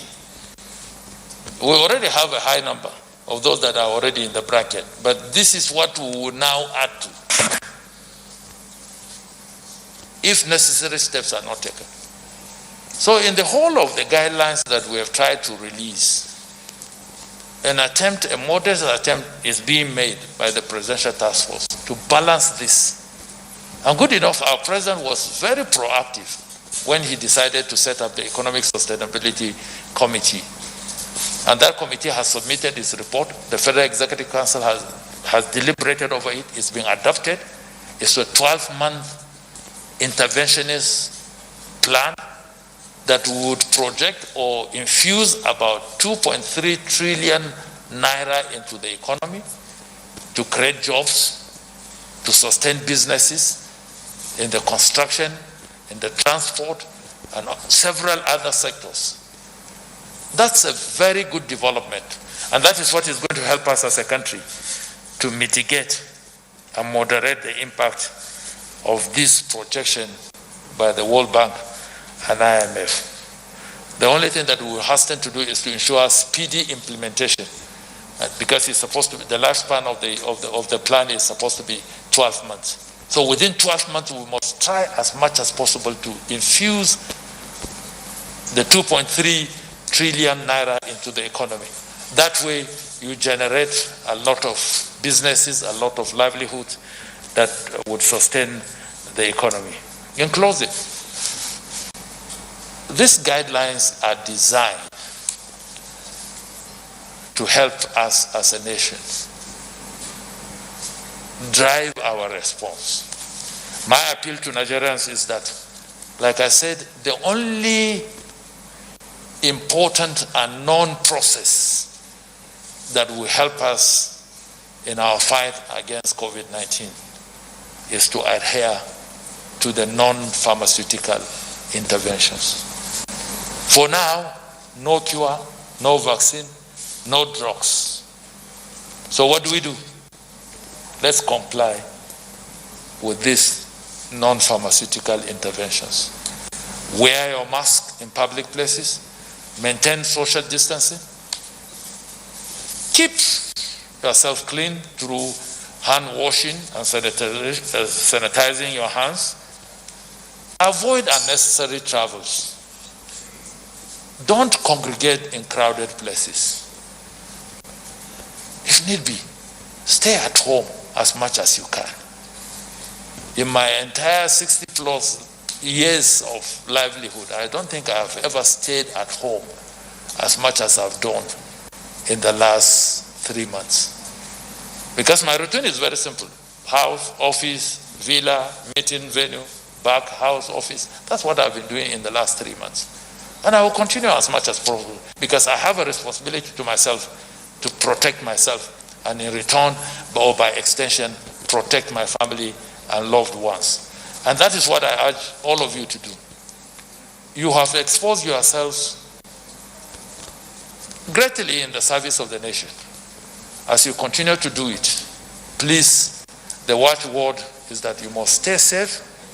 You must try as much as possible to ensure that whatever happens, at the end of the day, all said and done, you will be counted as the ones that are standing. Thank you. Have a good evening.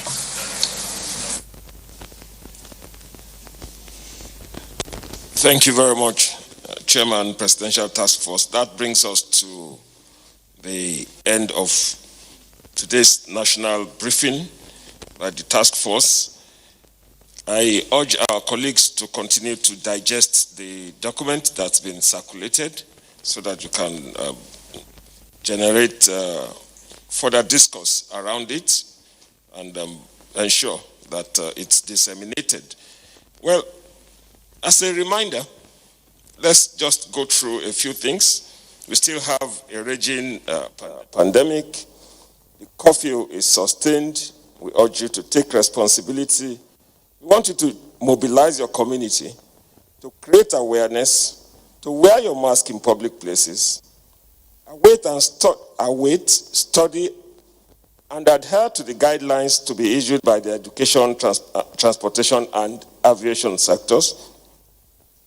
Get our children in critical exam classes ready for their revision and their examinations.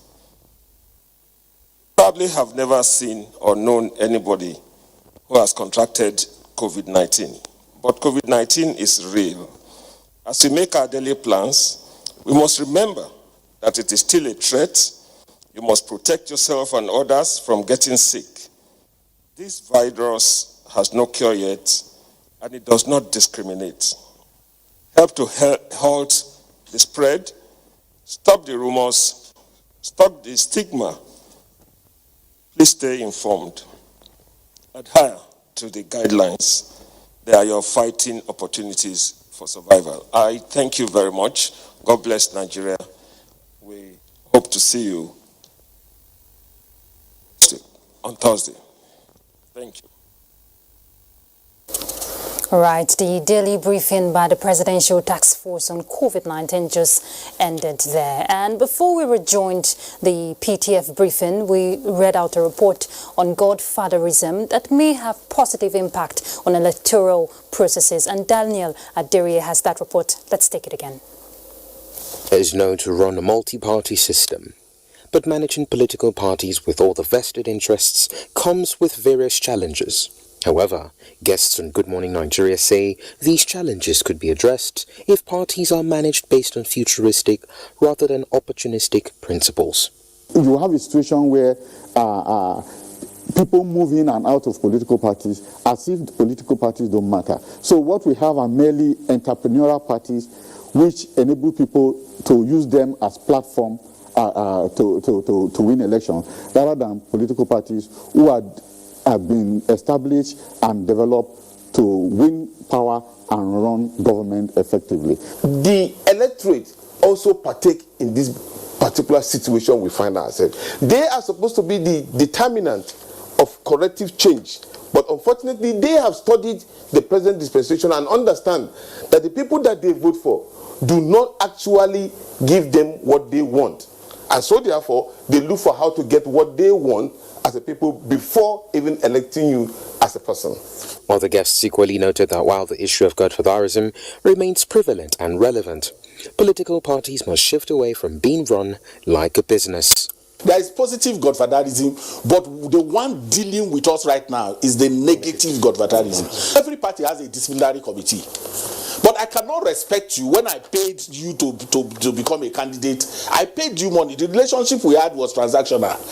For me to be a candidate of the party, apart from my expression of interest form and the rest of the things that I virtually had to pay you money to get that ticket. So when you say you want to discipline me, I look at you and say, who are you? You know, it's hypocritical if what we want power for is to make money and I invest. And then you tell me, you pretend as if, you know, it's moral instructions now. You know, I should just go there, spend my money, nurture this party with the hope of gaining power and then getting access to the national commonwealth. And then you tell me, you know, I'm a bad person. You know, it's hypocritical of all of us, you know, to think that way. The guest urged political parties to aspire to become institutions with deep-rooted democratic values. In Abuja, Daniel Aderiye, NTA News. In token security, the establishment of Army Forward Operation Base and 171 Battalion in Daura, Katsina State has fortified the area against emerging security threats. The Emir of Daura, Umar Farouk Umar, stated this while receiving Chief of the Army Staff, Lieutenant General Tuku Buratai, on courtesy visit to the Emirate. The royal father commended President Muhammadu Buhari for his political will towards fighting insecurity in the country and expressed confidence in the ability of the military to eradicate threats, truncating socio-economic activities in the country. Defense correspondent Ismail Musa reports that the army chief was also at Batsari, where he assured residents of ongoing drive to end security challenges in the area. Send the troops, all right? They will be here, and we're getting more equipment, and we're also gathering more, information, and we need their support to give us information on those criminals. Surely, it will make a difference. Lieutenant General Buratai also interfaced with the Armed Forces Special Forces troops in Batsari, Katsina State. All right, let's now join our correspondent Mitari to give us an update on the PTF briefing that just ended earlier. So Mitari. Thank you, Ruth. The Presidential Task Force on COVID-19 today announced an extension of the second phase of the easing of lockdown, and this for another 4 weeks. So this will last a period of 4 weeks from June 30th to midnight of July 27th, 2020. Some of the guidelines have been lifted, and other restrictions still sustained in this phase. One of the restrictions that was sustained in this phase is the overnight nationwide curfew remains. The curfew usually lasts from 10 p.m. to 4 a.m. in the morning. So the curfew remains. However, the interstate travel ban has been conditionally lifted. Conditionally lifted because interstate travel is only permitted outside the curfew hours. That's according to the Presidential Task Force. And also, schools are to remain closed except for pupils and students in graduating classes, that's those writing common entrance, JSS3 and SS3 exams, they will be guided to resume their revision and preparation for their final exams. Also, mass gatherings and sporting activities remain banned during this 4-week period of extension of the second phase of the lockdown. And finally, just to note that no changes have been made to the existing guidelines for government offices as well as churches and mosques, which implies that government workers can still go to work from Mondays to Fridays, but of course only those in grade level 14 and above. So those are some of the guidelines that will characterize this 4-week extension of the second phase of the easing of lockdown as announced by the Presidential Task Force. Well, Mitari, good news for a lot of Nigerians, especially the interstate travel, like you said, conditionally lifted, and also for the graduating students, you know, that will be allowed to write the exams. Thank you very much for that update there. All right, let's take a break. We're back shortly with Nationwide. The number of the COVID-19 cases in Nigeria is increasing daily, with many more tests ongoing. The battle of testing, isolating, treating, and attending to the affected persons rests heavily on the shoulders of our health workers, constantly putting their lives on the line and at risk to contain this virus, save and protect the lives of millions of Nigerians. To these health workers, we at the Nigerian Television Authority, NTA, on behalf of millions of Nigerians, say a big thank you for all that you have done and are doing. To the security agencies enforcing the lockdown and every other frontliner, we say thank you for putting your lives on the line to save ours. There is no amount of words that can quantify our gratitude. Thank you. This message is brought to you by the Nigerian Television Authority, NTA, Africa's largest television network. Welcome, dear. Have you washed your hands? Inside my house again. This thing not the key black man.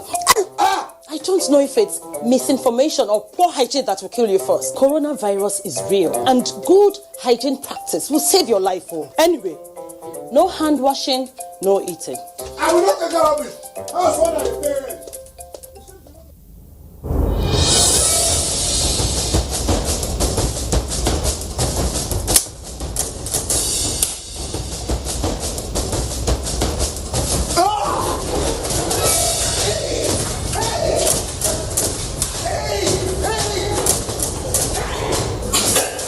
Coronavirus is real and it's on the rise. But you can help yourself and help others to be safe. Remember, we can stop the spread. It's in your hands. This message is from the Akinfade Foundation in partnership with the National Orientation Agency with support from MacArthur Foundation. Okay, guys, let's do this. Action. You can deceive everyone, but you certainly cannot deceive me. I see you. But if the package is faulty, there'll be no buyers. So I suggest you sit down and have a talk with your husband. Once you have faith, everything is possible. You heard him, right? You needed help and I helped you. This place will do so. The doors will walk. You mean you still work for Matthew Osage? What?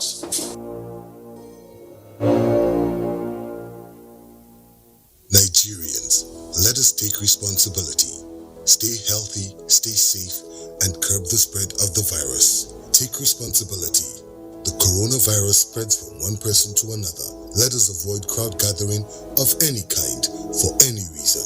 Take responsibility. Avoid traveling from one state to another during these lockdown restrictions. Obey all the rules that are put in place. Take responsibility. Stop spreading fake news and unverified reports about the coronavirus. There is no known cure for COVID-19. Take responsibility. Observe all the measures that can help stop the spread of the virus. Together, we can do this, but only if we take responsibility.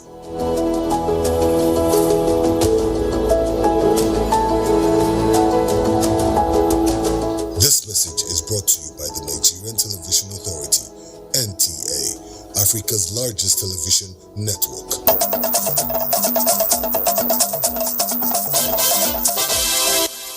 Good to have you back. Let's go to Maiduguri to join Mohammed. He has reports for us on Nationwide. Thank you, Ruth, and viewers. Welcome to Maiduguri. The federal government has restated commitment to ending the decade-long insurgency and other criminalities in the country. This was disclosed during a sympathy visit by a high-powered presidential delegation to government and people of Borno over the recent terror attacks on some communities in the state. Mohammed Goni reports that the delegation was led by the National Security Advisor, Major General Babagana Mongono, retired. The sympathy visit was in continuation of the National Security Advisor's tour of states recently affected by acts of terror and criminalities, which led to loss of lives and property. General Babagana Mongono, retired, said President Muhammadu Buhari specifically asked him to come along with his colleagues in the security formation to condole Governor Babagana Umara and the Shehu of Borno over terror attacks on communities in Gubio and Mongono local government areas. Mr. President has directed that we review our strategy with a view to bringing to an end this situation in which our people in Borno State find themselves. The NSA also noted Governor Babagana Umara's efforts since assumption of office in dealing with the security situation, seeking collaboration with the higher command of the security architecture to end the insurgency, adding that the governor has been a source of inspiration to all the people of Borno. Governor Babagana Umara thanked the delegation for the sympathy visit and further appreciated the Minister for Humanitarian Affairs, Sadia Umar Farouk, for the support to the state towards ending the insurgency. Government of Borno State and indeed the people of Borno State are overwhelmed with the renewed effort that has been made by Mr. President in ending the insurgency. The governor also appreciated commitment of the National Assembly to the cause of the Northeast.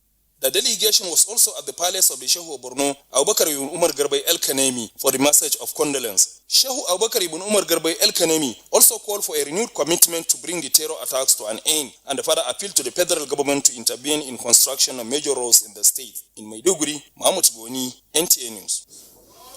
Borno State government has reiterated its administration's determination towards managing and containing the coronavirus pandemic through provision of testing facilities and resources for containment in areas of need. Governor Babagana Umara stated this while receiving COVID-19 sample collection booths and other equipment donated by MMT Technology Nigeria Limited at the Government House, Maiduguri. Jedwa John Justin reports. Receiving the items, Governor Babagana Umara directed the State High-Powered Committee on COVID-19 to examine the efficiency of the items to enable the state government procure more and deploy to areas requiring intervention. The governor described the move by MMT Technologies as commendable and timely, calling on other well-to-do individuals, organizations, and establishments to emulate them as the fight needs collective support. But most importantly, we want to partner with you beyond this innovation. We wanted to promote emerging technologies that will be very beneficial to our people in the areas of agriculture, in the areas of health, in the areas of water supply and sanitation, among others. Chief Executive MMT Technologies Mohammed Mustafa Imam took time to demonstrate methods for using the equipment, which he described as user-friendly. Best way for us to get help and then to put it everywhere is to donate a sample so the government to see. He further disclosed that the 2 items donated has an automatic temperature measuring device as well as sanitizer with a sensor to determine a person's COVID-19 status. In Maiduguri, Jedwa John Jesse, NTA News. That will be all from Maiduguri. Is back to Ruth in Abuja. Thank you, Mohammed. He's young, intelligent, lovable, and very easygoing. He's the first child of his parents. Like most children, his age, he dreams of becoming a medical doctor. But a sudden dreadful incident is not only threatening his dream, but also his life. Momso Damien Detti will unravel this mystery. Charming smiles of a happy family, Abdulaziz Haruna, his wife and children, all looking good and hopeful. His first son, Iman, is an exceptional child. At 12, he's already taking responsibility as the big brother. Loving, cheerful, intelligent, and full of life with so many prospects lying ahead for him. All looks beautiful and rosy. Suddenly, the story changed. Fears are now in the eyes of the entire family. Tears for an African man may indicate a sign of weakness and can be so embarrassing, except in very rare occasions where powerful emotions take over. That is the case with Abdulaziz and his family, as tears drop in open abandon to relieve anguish and great fear for the unknown. No matter how long you live on this world, you go. The death is inevitable. But what pains me for him is too young. The experience of a first child to his father, you know what it means. It's my closest child, discuss, like mate. Never expected this. We do see these things on television elsewhere. We just keep praying for those people and wish it never comes to us. So this came to us as a shock. It's very depressing. I know how we've been trying to put my brother together. It's not, he used to be very equally, he used to be almost my size. Yes, he's just been so trimmed down because of this whole thing. Love my daddy and not dying. It all started in 2018 with a fever and high temperature. I was having a teacher's warning and severe head pain. I was diagnosed of kidney failure. He was very healthy, very, very healthy. If you see his pictures, you won't believe. All of a sudden, well, this happens. We were admitted on the referral letter. It was recommended that he should be dialyzed. But that was the first time I knew about dialysis. And he told me there are some deaths in the kidney that need to be washed for like 3 times weekly. Like in this hospital now, in both children and adults, it's 25,000 per section. Today, the situation has brought Iman to a level that is life-threatening. The definite treatment for him is kidney transplant. That's just the possibility, the only option for him. I get the money, I get it done, because the longer it takes, the risk attached to it. He needs a kidney transplant urgently, and his own mother has volunteered to donate one of her kidneys. It's a condition of no option. What will I do? It was advised that he got that from a close relation. I actually lost my job. 2015. And since then, I've been hustling. Iman wants to actualize his dream of becoming a medical doctor to save lives. Iman wants to live because he is Nigeria's future. Iman has rights as a child and a promising future that must not be cut short for any reason whatsoever. But his own life needs to be saved first, and 10.3 million naira is all that is needed to keep him and his dream alive. I'm trying to give me money and they should put it for me for my transplant to be successful. Momso Damien Dati, NTA News. Okay. Imam needs your help. If you can reach out, please do. If you're watching us right now, you can reach out to the family of Imam through the Nigerian Television Authority, and they will be deeply, deeply grateful. That's it on the news. We do appreciate your time. Bye.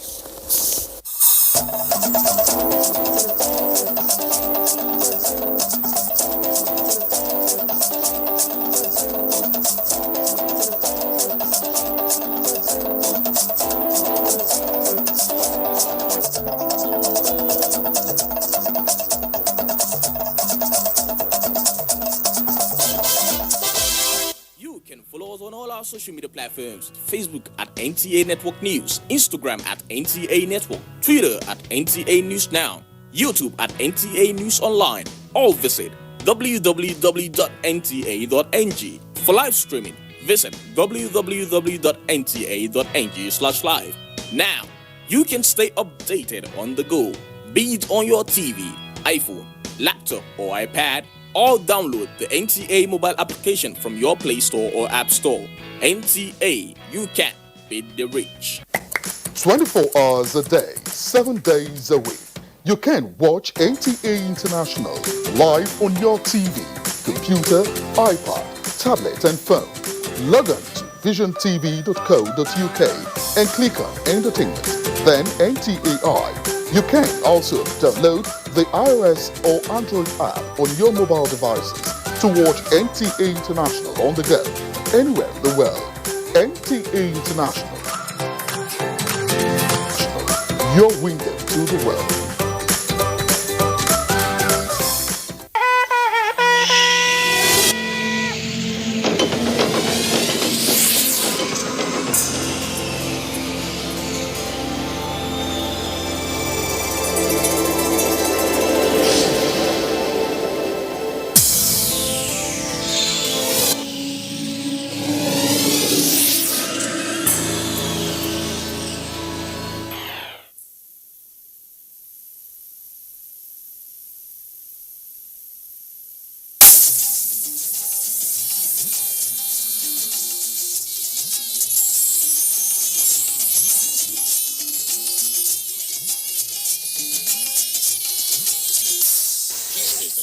Service of the NTA. Look at them. Àwọn olórí burúkú tí dẹ̀ máa bà jẹ́ ni. Ṣé bẹ́ẹ̀ mi àti ìlàjà wà láyé tòrò yìí? Ẹ máa gbọ́.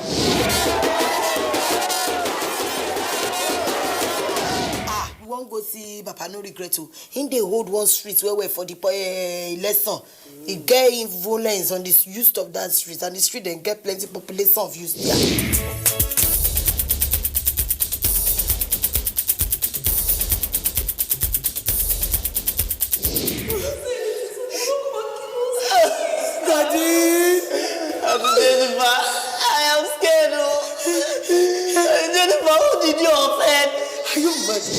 Bẹ́ẹ̀ náà bá ti rí bá rí ẹ̀rín ojú rẹ̀ báyìí tí wọ́n pẹ́ òun ló gbé sùlẹ̀ apamọ́ o sẹ́ni bá ti gbàgbàjúmọ̀ mú báyìí ẹ̀jẹ̀ láti mi. They are empty threats. I didn't mean it. I was just blabbing.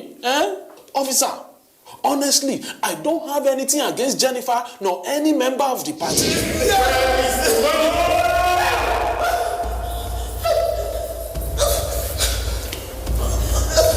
So it's you. Yes. Jennifer. Madam promise and fail. You took the money and breached the contract. But Jennifer, which contract is he talking about? Which contract?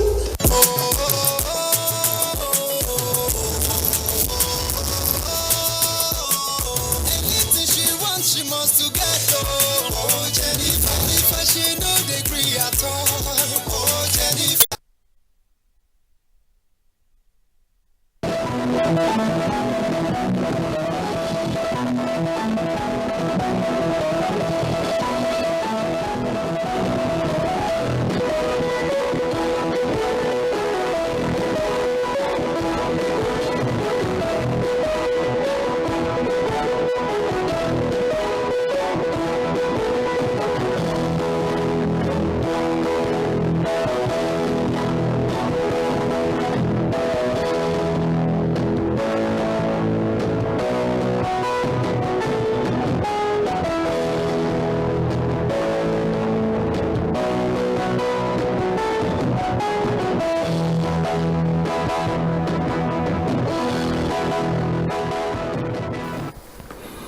Hello and welcome. I am Cyril Stober.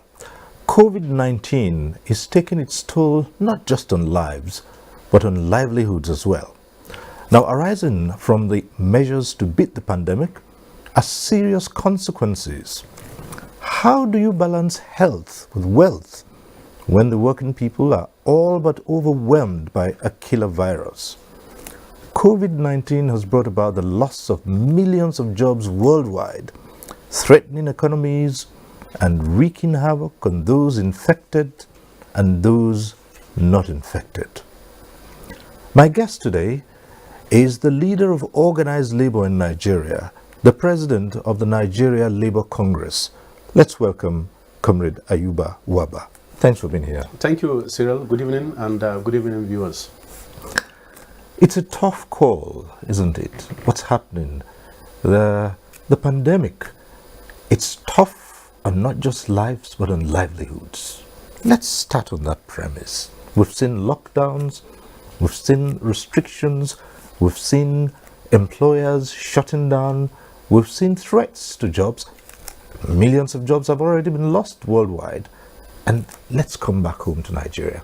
How is this pandemic affecting employment, jobs, livelihoods? Well, it's really a challenging period globally. It's a global catastrophe that has affected both social and economic well-being of the people, but also importantly, the health of the people. And clearly speaking, even the best economies around the world have been affected. Emerging economies are also crying. The best health system around the world have also had a lot of challenges. And weak health systems, like in developing countries, have also exposed some of the inadequacies in our health system. Importantly also, the very scarce human resource in health have been overstretched in all the countries around the world. And Nigeria is not an exception. So clearly speaking, this is really a very challenging period. In the context of Nigeria, I think it's twofolded. One is the health challenge, which I think for now all of us are aware that many have been infected. We are trying to possibly work around over 2,500. We are approaching possibly 3,000. And also in the case of fatality, I think the fatality rate also have been on the increase. But importantly, I think is means of livelihood. There have been disruption in the socio-economic life of many Nigerians. And I think it will take a very long time before we return to normalcy. Jobs are being threatened and people are losing their job on daily basis. Let me start from the premise of appreciating what the CBN have just done to try to intervene and save millions of jobs in the banking sector. I think that is what is needed at this very important time. It must be people before profit. And clearly speaking, in the context of Nigeria, where you have more than 70% of the people working in the informal sector, the challenges will be so daunting because these are people to go out in the morning to find what to eat in the evening. You have also the class of people are referred to as the urban poor. Those are able youths that have left the villages to come to the city centers to find something to do. And you also have the rural poor. Those are people that have remained in the villages and they are into agriculture and petty trading. So clearly, if you look at the picture, it's a picture that actually paints a lot of gloom and a lot of challenge. Clearly speaking, as you said, the ones we know are even the ones we are reporting now. But I am aware that many in the small and medium scale enterprises have already lost their means of livelihood. And especially those in the informal sector, the laborers, the carpenters, those people depend on petty trading are also largely affected. And that's why when we had this window of opportunity of people, of government trying to relax the lockdown, you saw the number of people that actually dropped out. This is to tell you the magnitude of the challenge. So clearly speaking, in the context of Nigeria, both from the economic angle and from the health angle, the challenges are overwhelming. And you have seen also the number of health workers that have been infected. It's because of the fact that with the challenge, our weak health system have been exposed.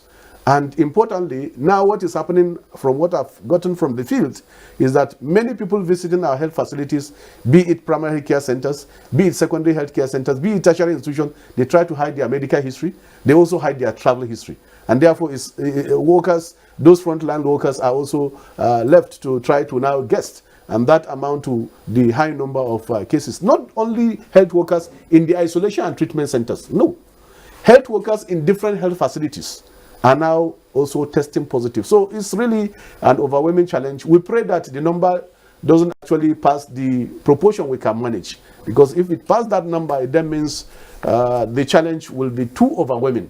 So I think also the fact that the fatality rate so far, when compared to other advanced countries, we can say that our fatality rate is still, I think, under a situation that is less than 5%. So clearly speaking, I think God has been so merciful, but we need to look at the whole issue and try to respond to those challenges effectively in a well-coordinated manner, but I think in an innovative way, this is what is required at this time, but not actually to now try to shift blame or try to also look at workers as being the challenge. Workers have never been a challenge anywhere in the world. In fact, workers have been part of the process of development. We create the wealth. And if we create the wealth of any society, we shouldn't be look up at this challenging period as a burden. Workers can never be burdened. And I think that's the problem of organized labor, and particularly NLC have had with some employers. Instead of coming to the table to look at how we can discuss, because the laws are very explicit,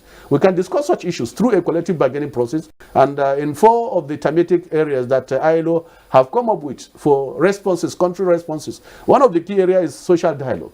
Social dialogue to address any challenge. Yes, because clearly with the challenge in the economy, there will be threat to jobs. Right. But we must do it in an innovative way so that the issues don't get compounded and then we go into prolonged recession, God forbid, and it's compound our issue. So this is where we are, Cyril. Two issues come readily to mind, and that's even before we go into the specific. Observed. Jobs have been lost daily, even in well-managed economies. We've seen layoffs. Now, we say we're part of a global system, and so some employers are beginning to say, look, if the best-run agencies, the best-run organizations have been brought to their knees and they're forced to take drastic measures in terms of job losses, job cuts, or reduction of emoluments, why is the case different in Nigeria? Well, thank you, Cyril. As you rightly put it, the challenge to job losses and income losses is a global issue now with the challenge of COVID-19. But also in many of those countries, they are looking at country-specific issues. We cannot just, for the sake of doing it, try to adopt hook, line, and sinker what is happening in other climes. We have very good example even from our contemporaries, African countries that have been very innovative in approaching this issue. It's twofold. One is the fact that we are not at the same level of development with some of those advanced climes where they have social security cover that is very extensive and that covers everybody, including unemployment benefits. In our case, we don't have such. And in our case, even those working in well-established organizations, the social security cover is not there, it's not enough. When you lose your job in Nigeria, whether in the informal or formal sector, there is no perfect social security cover. So this is one issue. The second issue is the high unemployment rate. The unemployment rate today in Nigeria is so high that even the number we are putting in public domain, I'm not sure it captures the issue. Because the issue of data in Nigeria has become a problem. We don't have an empirical data to actually point to what we are seeing. So if you look at these two scenarios, it then means that we have to be very careful, we have to be strategic, we have to be smart, we have to be innovative in responding to this issue. In those climes, because of those provisions of perfect social security cover, they can actually go ahead to do some layoff because there are unemployment benefits.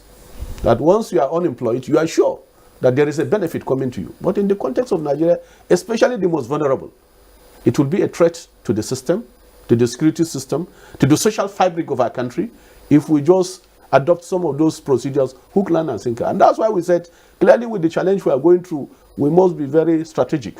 Yes, there are challenges, but the preposition of labor and what is also happening around some climes is to have a social dialogue around the issue of job protection, income protection, and even the threat to jobs. The employers have key into this, and the Federal Ministry of Labor, including the federal government, has also made pronouncement in respect of this. In fact, I recall the presidential address. He clearly said that we must respect our laws. Okay. We must respect also the dignity of labor. Labor is not merely a commodity that he just take decision over and above his head, shaving his head in his absence because he has no value. Workers have value.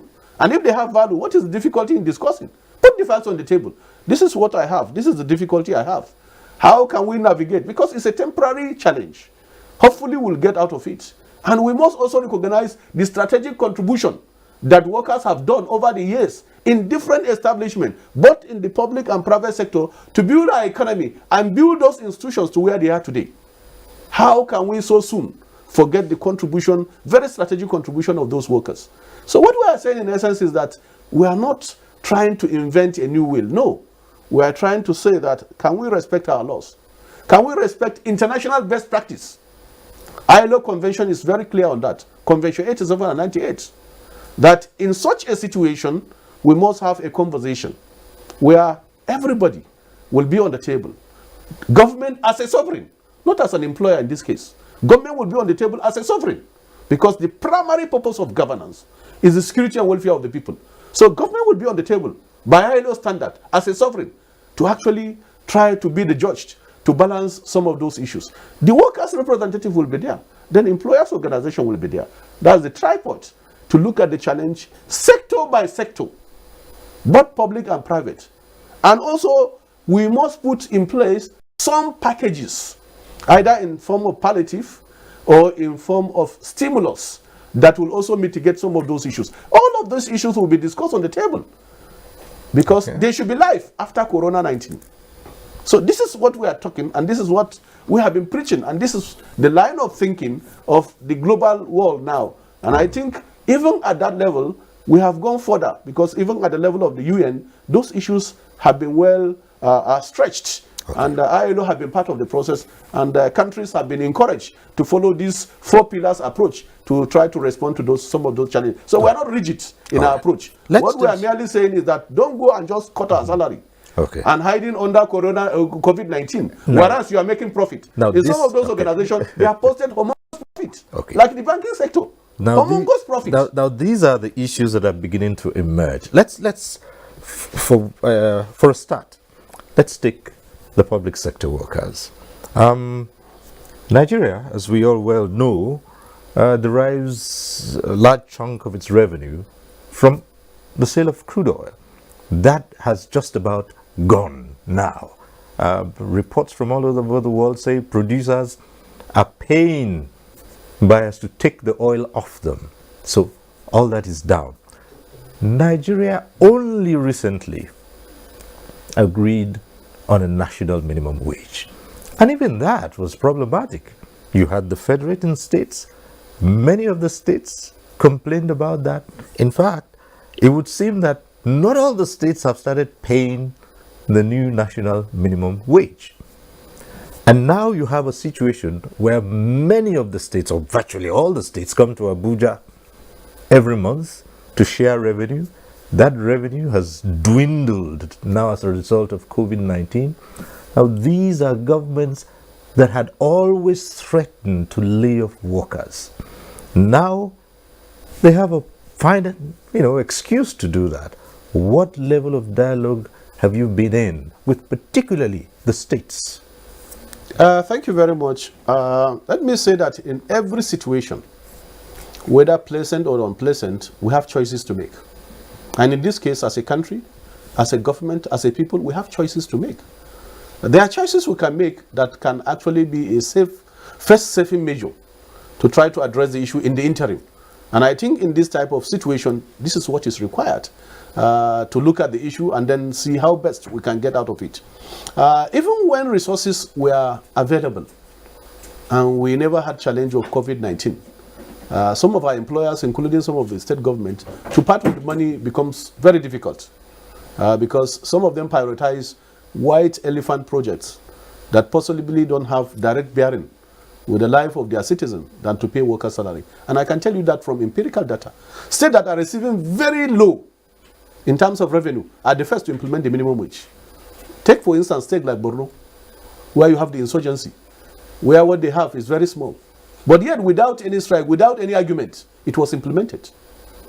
States like Jigawa, that never assessed the bailout, yet they were able to pay, including paying pensioners. So it's about choices. It's about how we look at the worker. It's about how we're able to put in place good governance. Those are the issues. It's essentially not about the issue of revenue. But in this case now, it's about the issue of revenue. Why should the first choice be to cut worker salary? we know, as a matter of fact, that some of our states are well indulged. They are well indulged in terms of resources. And if we're able to think out of the box, I'm sure that we'll be able to diversify our economy. Don't only rely on coming to Abuja on a monthly basis to now collect resources that in most cases strict accountability is not actually attached to it. Yeah, but all those would say before this pandemic. Yes, all of these are factors we need to now look at. One, I agree with you, we are in a challenging period. And that's why I keep emphasizing, even in this challenging period, while workers will be ready and unions will be ready to give some concession, but we must do that also on the basis of clear informations that we have before us, where we will engage in a process of collective bargaining. Two, there are also avenues to cut excesses. We now have to do things that are necessary and important and that has direct bearing with the life of citizens. It's about life and death. So we have choices to make. It's about life and death. Which one is more important? To have retinue of 8 or have convoy of 100 vehicles or have a convoy of 2 vehicles and then use the money to save lives? Which one is important and more strategic? So it's to think strategic now. And what we are saying is that when you put the facts on the table, we'll be able to tell you areas where you can cut off, areas where we can do saving, and areas we can also make sacrifices. This is what we are saying in this challenging period. But we don't also agree on a situation where a governor unilaterally will just say, I've deducted worker salary with 25%. I'm also deducting my own with 50%. How much are they earning? Can you compare somebody earning? Because even in the 30,000 we're talking about, when you remove tax, you remove other mandatory deductions, National Housing Fund, you remove pay as you earn, how much is left? It's around 25,000. Can you compare that with somebody that is earning 3, 4, 5, 15 million? If you cut his own with 50%, we go to the same market. How much is he left with? A worker that is earning 25.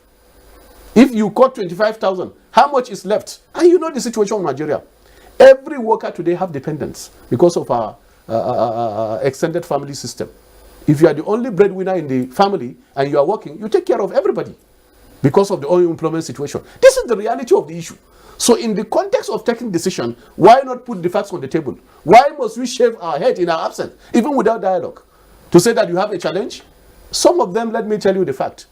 Before they assume office of governors, we know how much they have declared as their personal wealth. How many of them have come out openly to say, out of my personal wealth, not government resources, because government resources in government coffers is also our common wealth. How many of them have come out to say, I have declared 900 billion. Out of that 900 billion in my account and my assets, I'm donating to the public 25% of my wealth. For a worker, his entire wealth is that salary.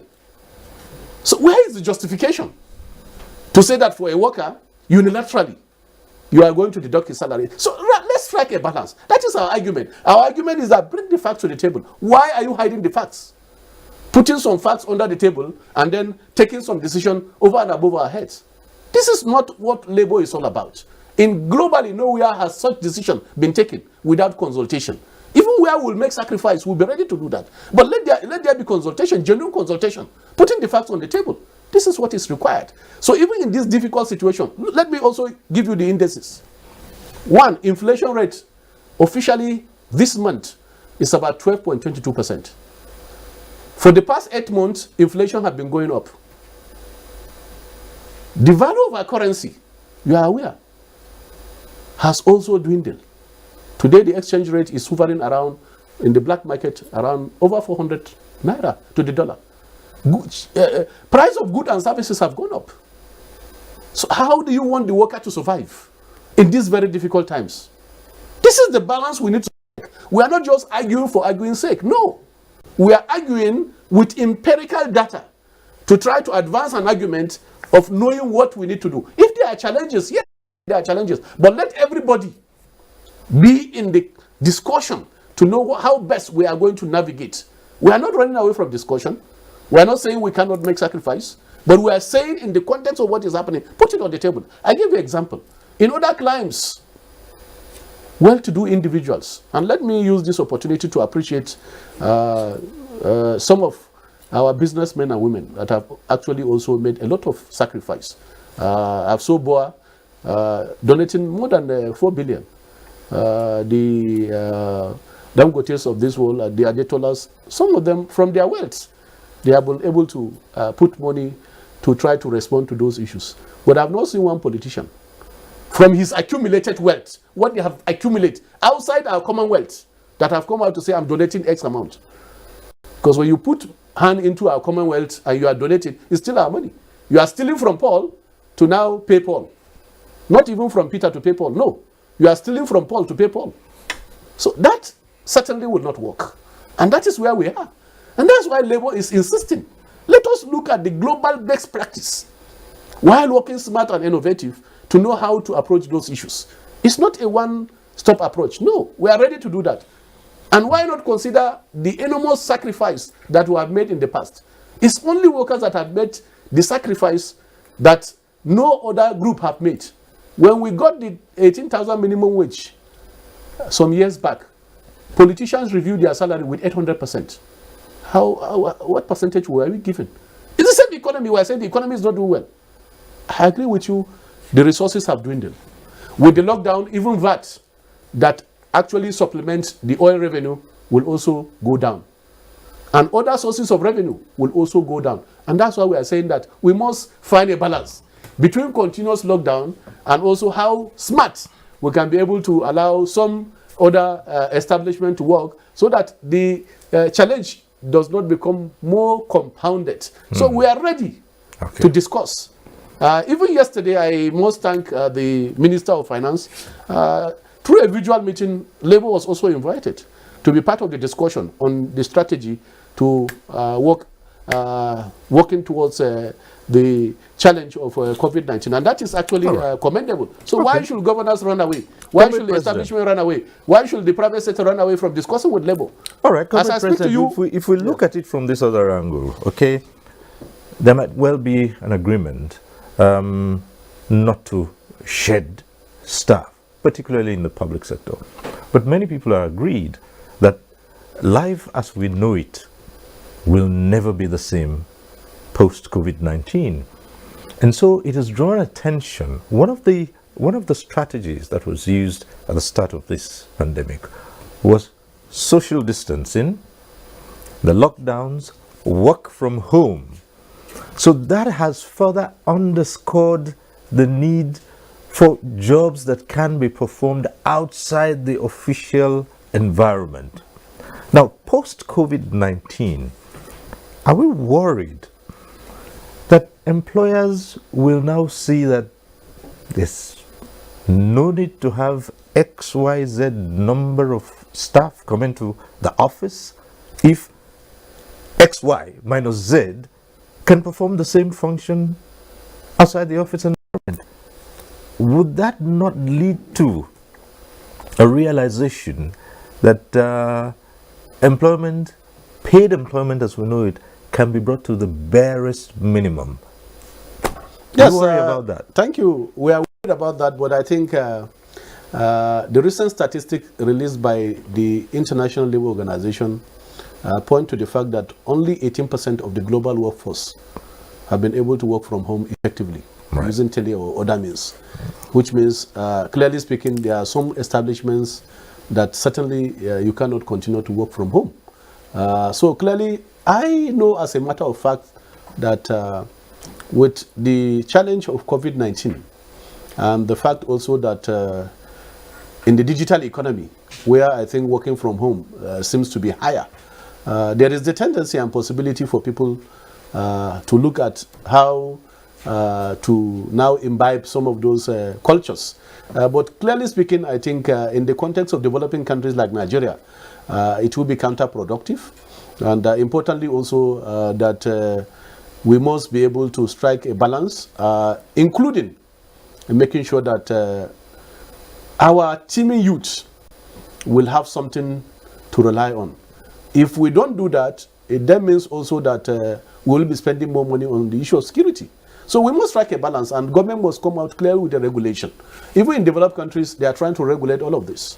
In airports before, in cities like Philadelphia and others, you have seen that they have reduced the workforce. But with the challenge of COVID-19 and the loss of jobs that followed, they are also trying to now open up and see to it that jobs are created so that the social consequence of this challenge is not also carried forward. So clearly speaking, I think, yes, attempts will be made to try to do all of this, including trying to now force workers to work from home. But we know that as a matter of fact, in emerging economies like Nigeria, certainly that will be counterproductive. Even in developed economies like the US, where you have seen many, many people now filing for unemployment benefit, they must also strike a balance because, as I said, the primary purpose of governance is about welfare and security of the people.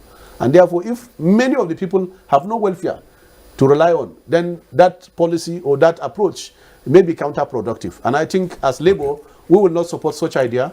We will come up with ideas that also can be able to be innovative to address some of those challenges. But I'm sure that people that want to work for profit will actually try to buy some of those ideas. And we have seen them around the world, including using robotics and also artificial intelligence to now replace people because they want to make more profit. So, but it's high time we also try to balance, and our government need to balance to make rules and regulation that will protect first human beings because humanity is at the center of development. Any development without humanity is not a development that is holistic. It's a development that also will come with some forms of challenge. So if we follow that path, the challenge will be so enormous that we cannot also be able to address some of those challenges. All right, Comrade President, many administrations in Nigeria try to tinker with the setup in the public service, the civil service. Many reforms, many committees have been set up in the past by various administrations, including the Buhari administration, to review practices in the civil service, in government departments and agencies. Some reports from some committees from early administrations have been sent forward to quite recently. There has been the talk of reforms, mergers. What is the position of Labour on these mergers and reforms at this point in time? Well, let me make the point that, yes, there have been a lot of reforms in the past by successive governments.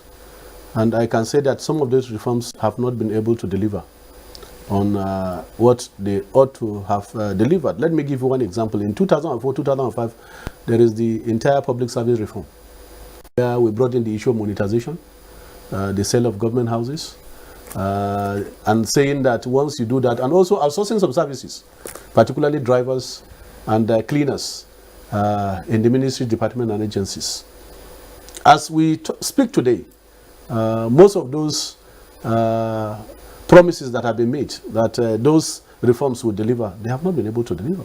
In fact, monetization has been abused. Because the essence of monetization is to say that the humongous amount that is being paid to our political elites to maintain their drivers, maintain their vehicles, that such amount will go. But we have seen what is happening now. Still, our resources is being used to buy vehicles, they call utility, but under the utility they have been doing a lot of havoc. Even those category of workers that have been outsourced, you have seen what is happening. I remembered when I was on the board of one of the teaching hostels. In fact, management was sued because they couldn't pay for an outsourced service. First, the cost of the outsourced service is even more higher than the staff that were laid off. So the hospital could not cope up. They have to abandon entirely that process of outsourcing cleaners, because also cleaning other places. So I can say that there have been no consistency, and in most cases they have not worked. Well, of recent we have also heard about the Onosade committee report. I've read the report, I've also read the white paper, and therefore I'm at loss. Which one are they going to implement? Is it the white paper? Because I saw the white paper, actually the white paper committee did well, because they were able to curtail some of the challenges that will have arose from implementing that committee report. Let us also have at the back of our mind that some of those agencies are also establishments of law. They were enacted by law. If you want to merge two agencies and both agencies have law that is backing them, we then have to review the law also before we now go to do the merger. If merger is about bringing efficiency and productivity, we are for it. But if merger is actually targeted at reducing the workforce, then it's also going to compound our issue. So we'll follow logically to interface with the implementing committee to know which one are they even implementing and how are they to implement it. Because we are in a very precarious situation, and I think also that it will not be proper even to implement it now. Let us get out of one challenge so that we don't put too many things on the table, and then at the end of the day we lose essence of what we want to achieve. I think it's for us now to concentrate and the process and the economy and also the challenge be addressed substantially. Then we can look at other issues so that we don't just get our mind divided in addressing some of those issues. All right. Lockdowns have been used all over the country, and the machinery of the civil service is coming back to life, albeit gradually. Certain categories of workers at the national level have been asked to resume duty 3 times a week. States have also adopted some of these measures. But here, you have also some challenges. How prepared are employers to ensure the safety of the workers who resume duty? Where I'm going to is, what are the rights of the worker to say, look, if you have provided this safe environment and the things I need, which now are not just what used to be because of this virus, what is the right of the worker to say, look, I cannot go back to work under the circumstances if you have not provided what is necessary for me to work in this pandemic? Well, let me start by appreciating profusely Mr. President for actually allowing for gradual opening up. Because it was one conversation that I think there had been for and against. But I think management system and rating requirements and guidance for use. We are presenting additional 168 drafts, mainly adoptions, to the Council for approval. In addition to that, we also have a novel project that we are presenting to the House. For the first time ever, the organization has been able to articulate a national standardization strategy for Nigeria that is in line with government directive and bringing in international best practice to standardization in Nigeria. It's a policy that will guide Nigerian rights. It's the first time since the history of SOM, and we are honored to be part of these public events. Despite the disruption by the COVID-19, all our regional offices have been completed. About 7 of them are waiting commission. In no time, everybody, according to the region where you are domiciled, will be invited for the commissioning of these projects. COVID-19 will not stop the avowed responsibility of setting up regional labs close to every region, according to the area of expertise in the 6 geographical zones of the nation. Aboloma highlighted some of the standards as including review of standards for fertilizers, review of existing and development of new standards for the tomato and cassava value chains, adoption of international standards on environmental testing, adoption of international recommendations for renewable energy and hybrid systems for rural electrification, among many others.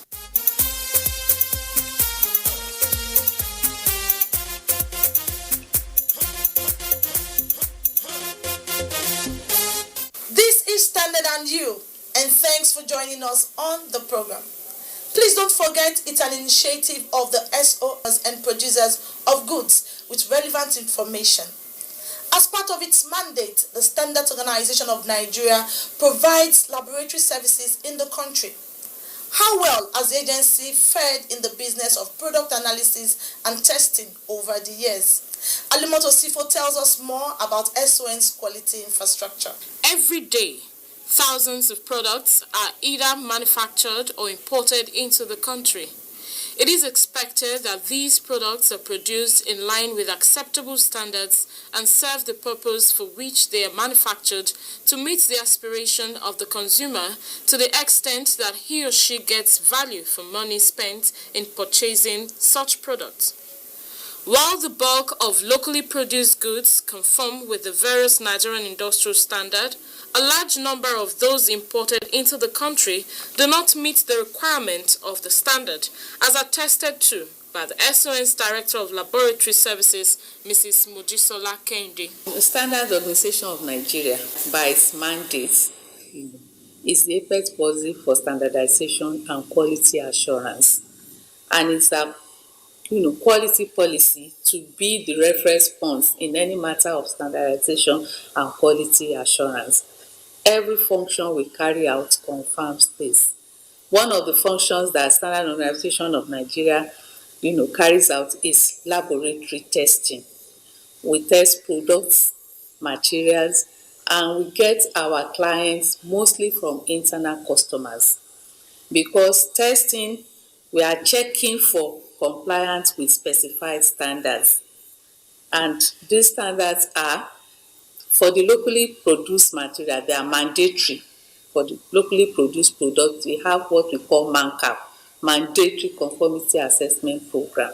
So all products made in Nigeria are assessed to see compliance with the relevant Nigeria industrial standard. The importance of a standard laboratory in every factory cannot be overemphasized. This is to ascertain the quality of every goods, whether manufactured locally or imported into Nigeria.